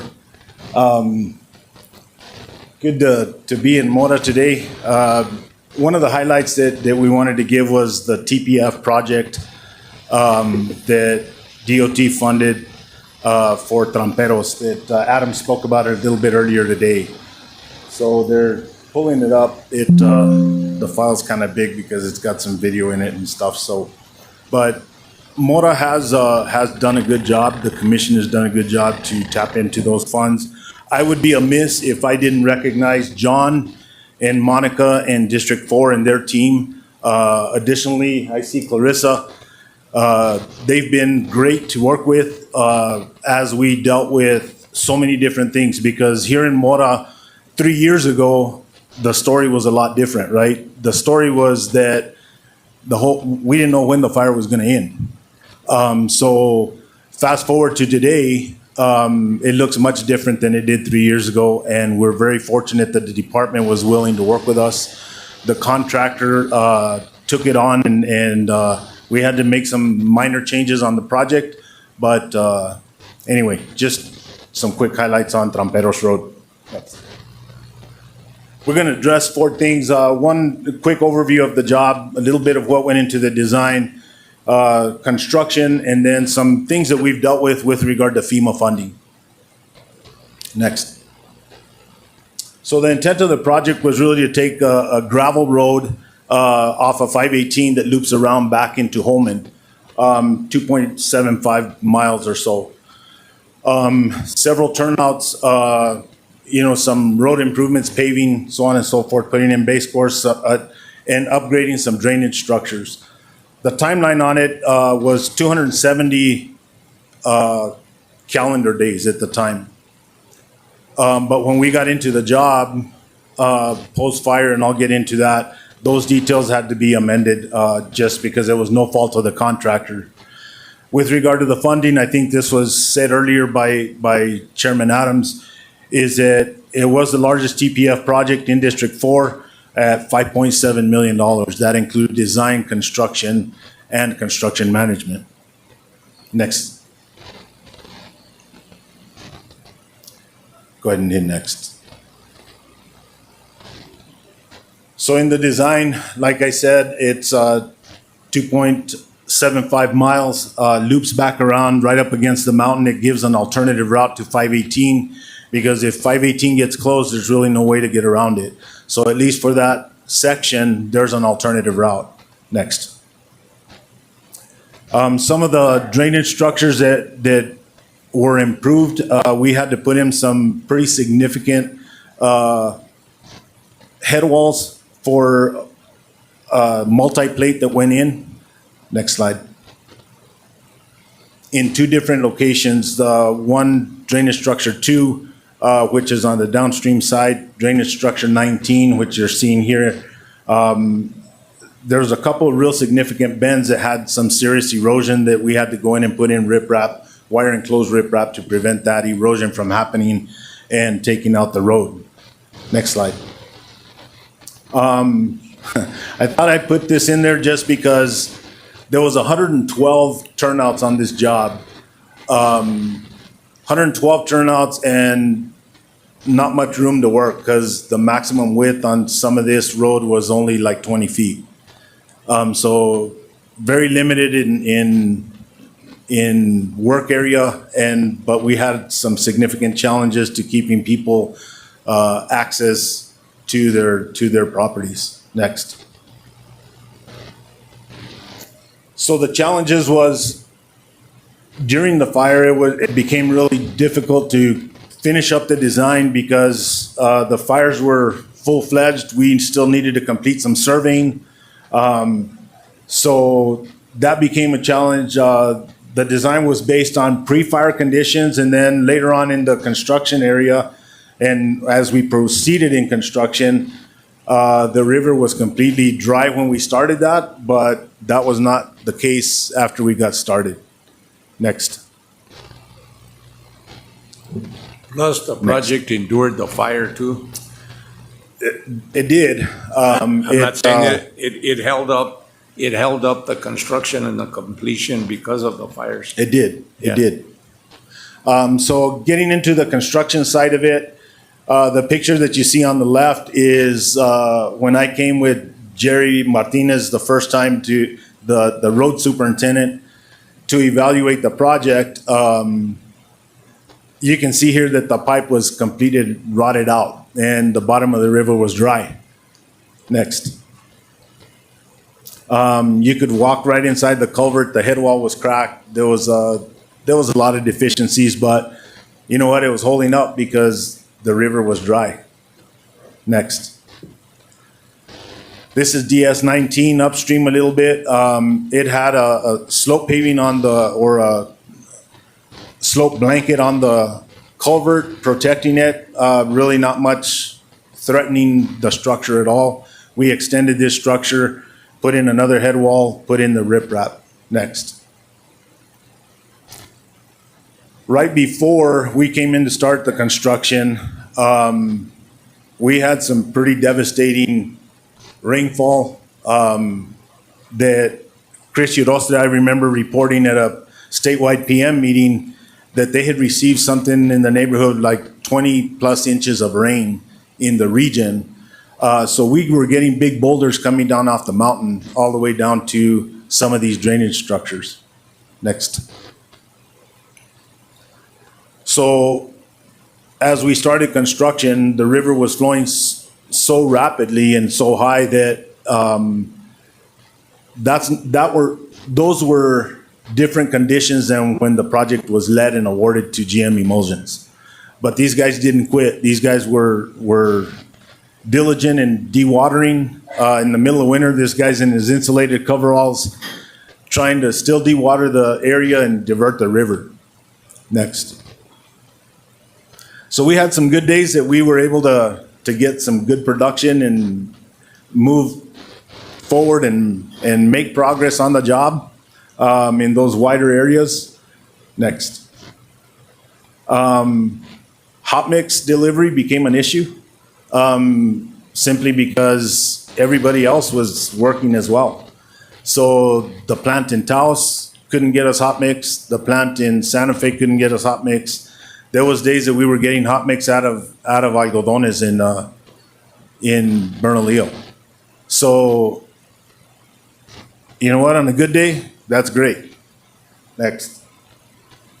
On a bad day, not so much. You order hot mix, and by the time the truck gets here, it's raining. So we ended up having to reject several loads of mix. But again, I got to hand it to Gabe Martinez, Fred, and Fred from GM Emulsions. Those guys never quit. They would take it out and we'd start over. So diligent, and we made progress nonetheless. Next. So some of those challenges, like I said before, is that the fire and access to the river during construction became very difficult because when the project was let and awarded, there was hardly nothing in the river. It was dry. Post-fire, we were getting a lot of runoff off the mountain. And so the river had heavy flows, making it difficult to work. And then we had to get a dewatering plan in place, and we had several issues with regard to flooding as well. Next. Oh yeah, and we had snow. I think Chairman Adams mentioned something about snow earlier, is that this picture here is March 15th. We got a pretty significant snow here. I think we got something like 20 inches. 2-3 days before this, we had inspectors that were trying to get grade approved for base course. So it's like, those are some challenges that we fought the whole time through. Next. Dewatering, like I mentioned earlier. Next. The flooding. This area around Cañada de Maíz has been challenging since day one. That area, after post-fire, we get so much runoff from up north and looping around the mountain, and Cañada de Maíz is about at the halfway point. So we have not completely finished the job. The picture on the right, the dirt area, that one there is, we've got plans to come in and just close that up because FEMA was actually gonna come in to do some drainage improvements and complete that. To this day, there's been no work done to it. And so really the residents of the area kind of deserve more than that. So we're gonna go back to the original scope and finish that section off. Next. Just some pictures indicating the same troubles that we had where Cañada de Maíz would just flood out the road. Next. Next. This is a little video. If you hit next, it'll start playing, I believe. The resolution on it is tough because it was taken with a phone, but you can see the water flow in the back. You can also see the dry ground. So it didn't rain in Mora, it rained upstream, probably about 9 miles away. And this is the result a few hours later. But Cañada de Maíz, there's not enough culvert there to handle the flows. And the boulders that you guys saw in those previous pictures, anywhere from 20 inches in diameter to 30 inches in diameter. And they would just move them like marbles. Next. Next. So we are in the home stretch. We're looking to do a ribbon cutting, like Adam said earlier, is that construction was interrupted while waiting on FEMA to complete their work. The project was modified to accommodate the FEMA work. It has not happened, so we've retracted that. We've been discussing with GM Emulsions about remobilizing and just completing the job as originally planned and amended for modification back to the original detail work. Next. And go ahead and hit next.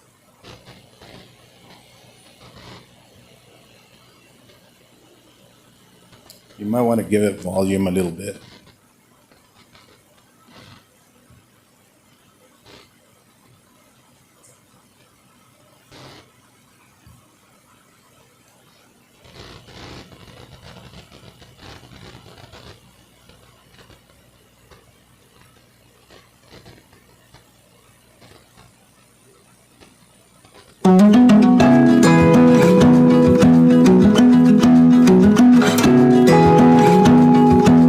That's drainage structure 2 that we were talking about.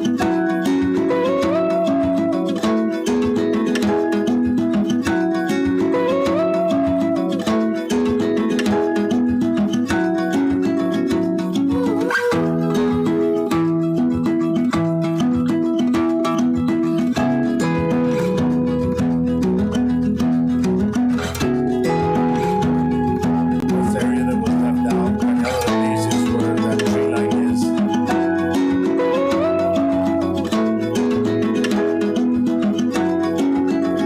That's actually Cañada de Maíz going up the canyon. We didn't work on that, but John Romero, the road superintendent, they graded this out several times because the boulders were just enormous and just trying to clear out the path so that neighbors wouldn't get impacted by the floods.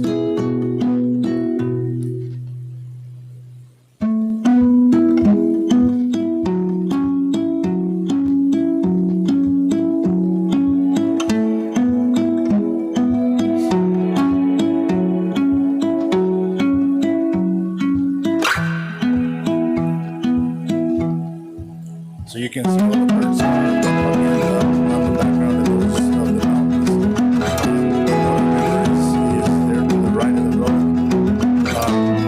So now that the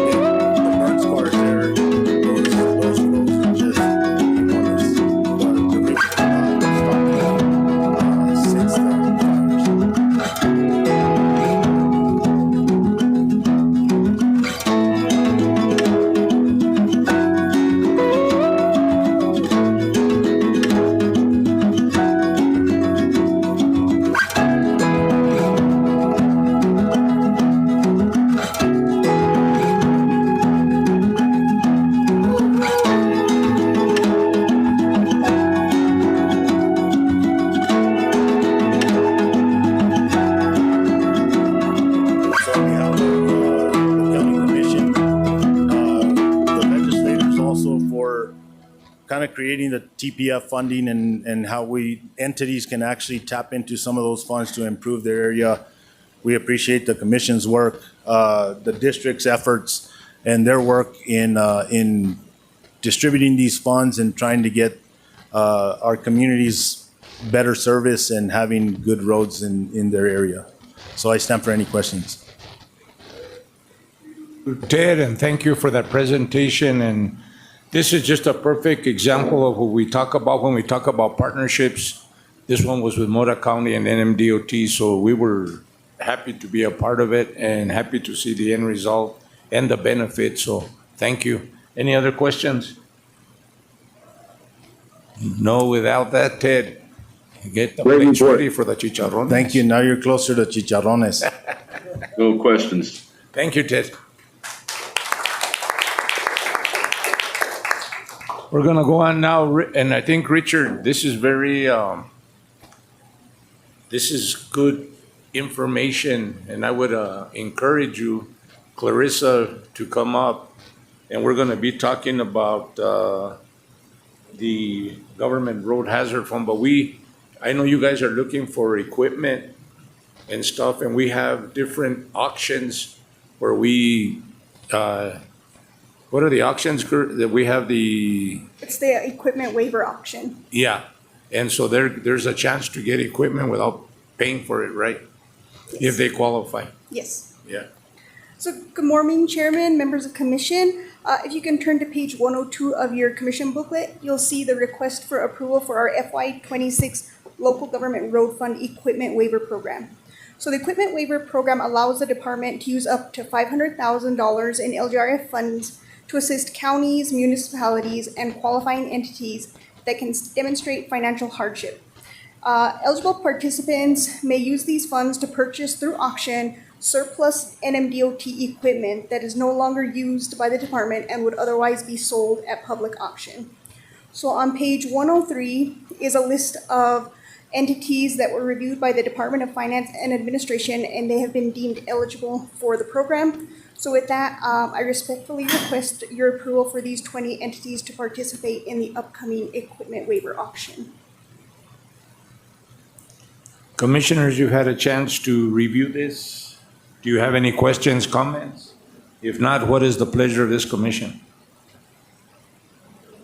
Move for approval. I have a motion for approval by Commissioner McElroy. Do I have a Second? second by, identify yourself. For the Tonjes?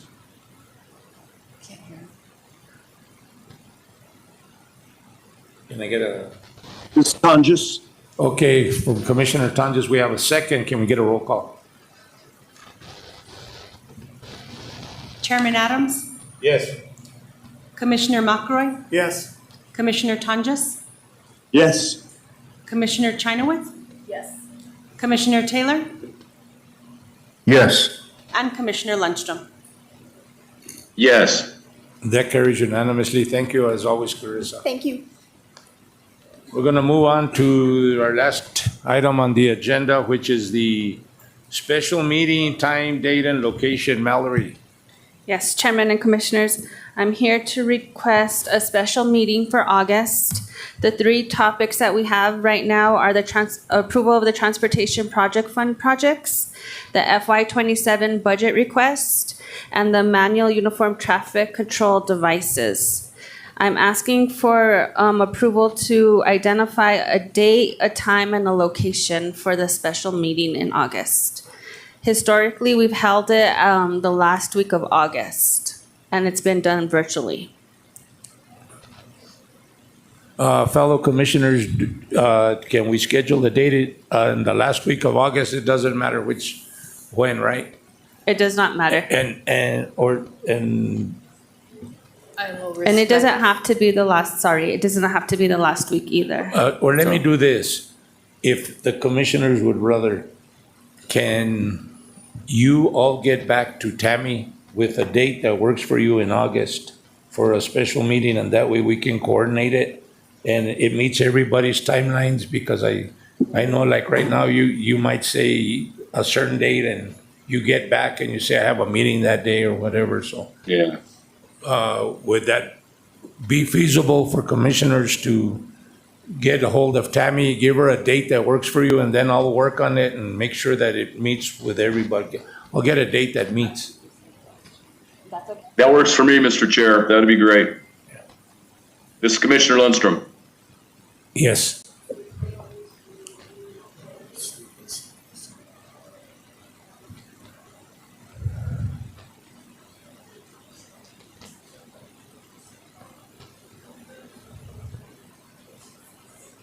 Mr. Chair, Commissioners, you're allowed to send your dates to Tammy, and then we'll send out the notice in a timely manner. Right, and that's not a violation of the Open Meetings Act because we're not talking about any action item and everything. We're just coming together on a date to discuss these items, right?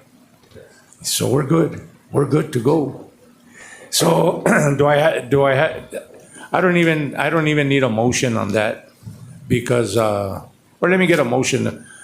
Do I have a motion to contact Tammy with a date, and then Tammy will find what works for everybody, and then we will schedule through Mallory and get this meeting done? Do you want to do that by a certain date? Before the end of August, so just send in your dates that work for you, and then we'll find a day. And we can do it by Zoom, and if not, I would prefer that we get a meeting place in Albuquerque too, just in case. In Albuquerque? Okay. Yeah, it could even be there at the auditorium or wherever. All right. Okay, Mr. Chair. Okay, so we don't need a motion because we haven't taken action. With that, the chicharrones are smelling very good. And again, I would like to thank the Mora community, the Mora Commission for having us here and for the great treatment that we've gotten. With that, do I have a motion for adjournment at 12:17? So moved. So moved by Commissioner Chenoweth. Do I have a second? Second. Second by Commissioner McElroy. Can I get a roll call? Chairman Adams, Yes. Commissioner McElroy, Yes. Commissioner Tonjes, Yes. Commissioner Chinoweth, Yes. Commissioner Taylor, Yes. and Commissioner Lundstrom. Yes, You guys are missing out on a good lunch that they're cooking up I there, know, but- man. I know. But the motion carries. We are officially adjourned.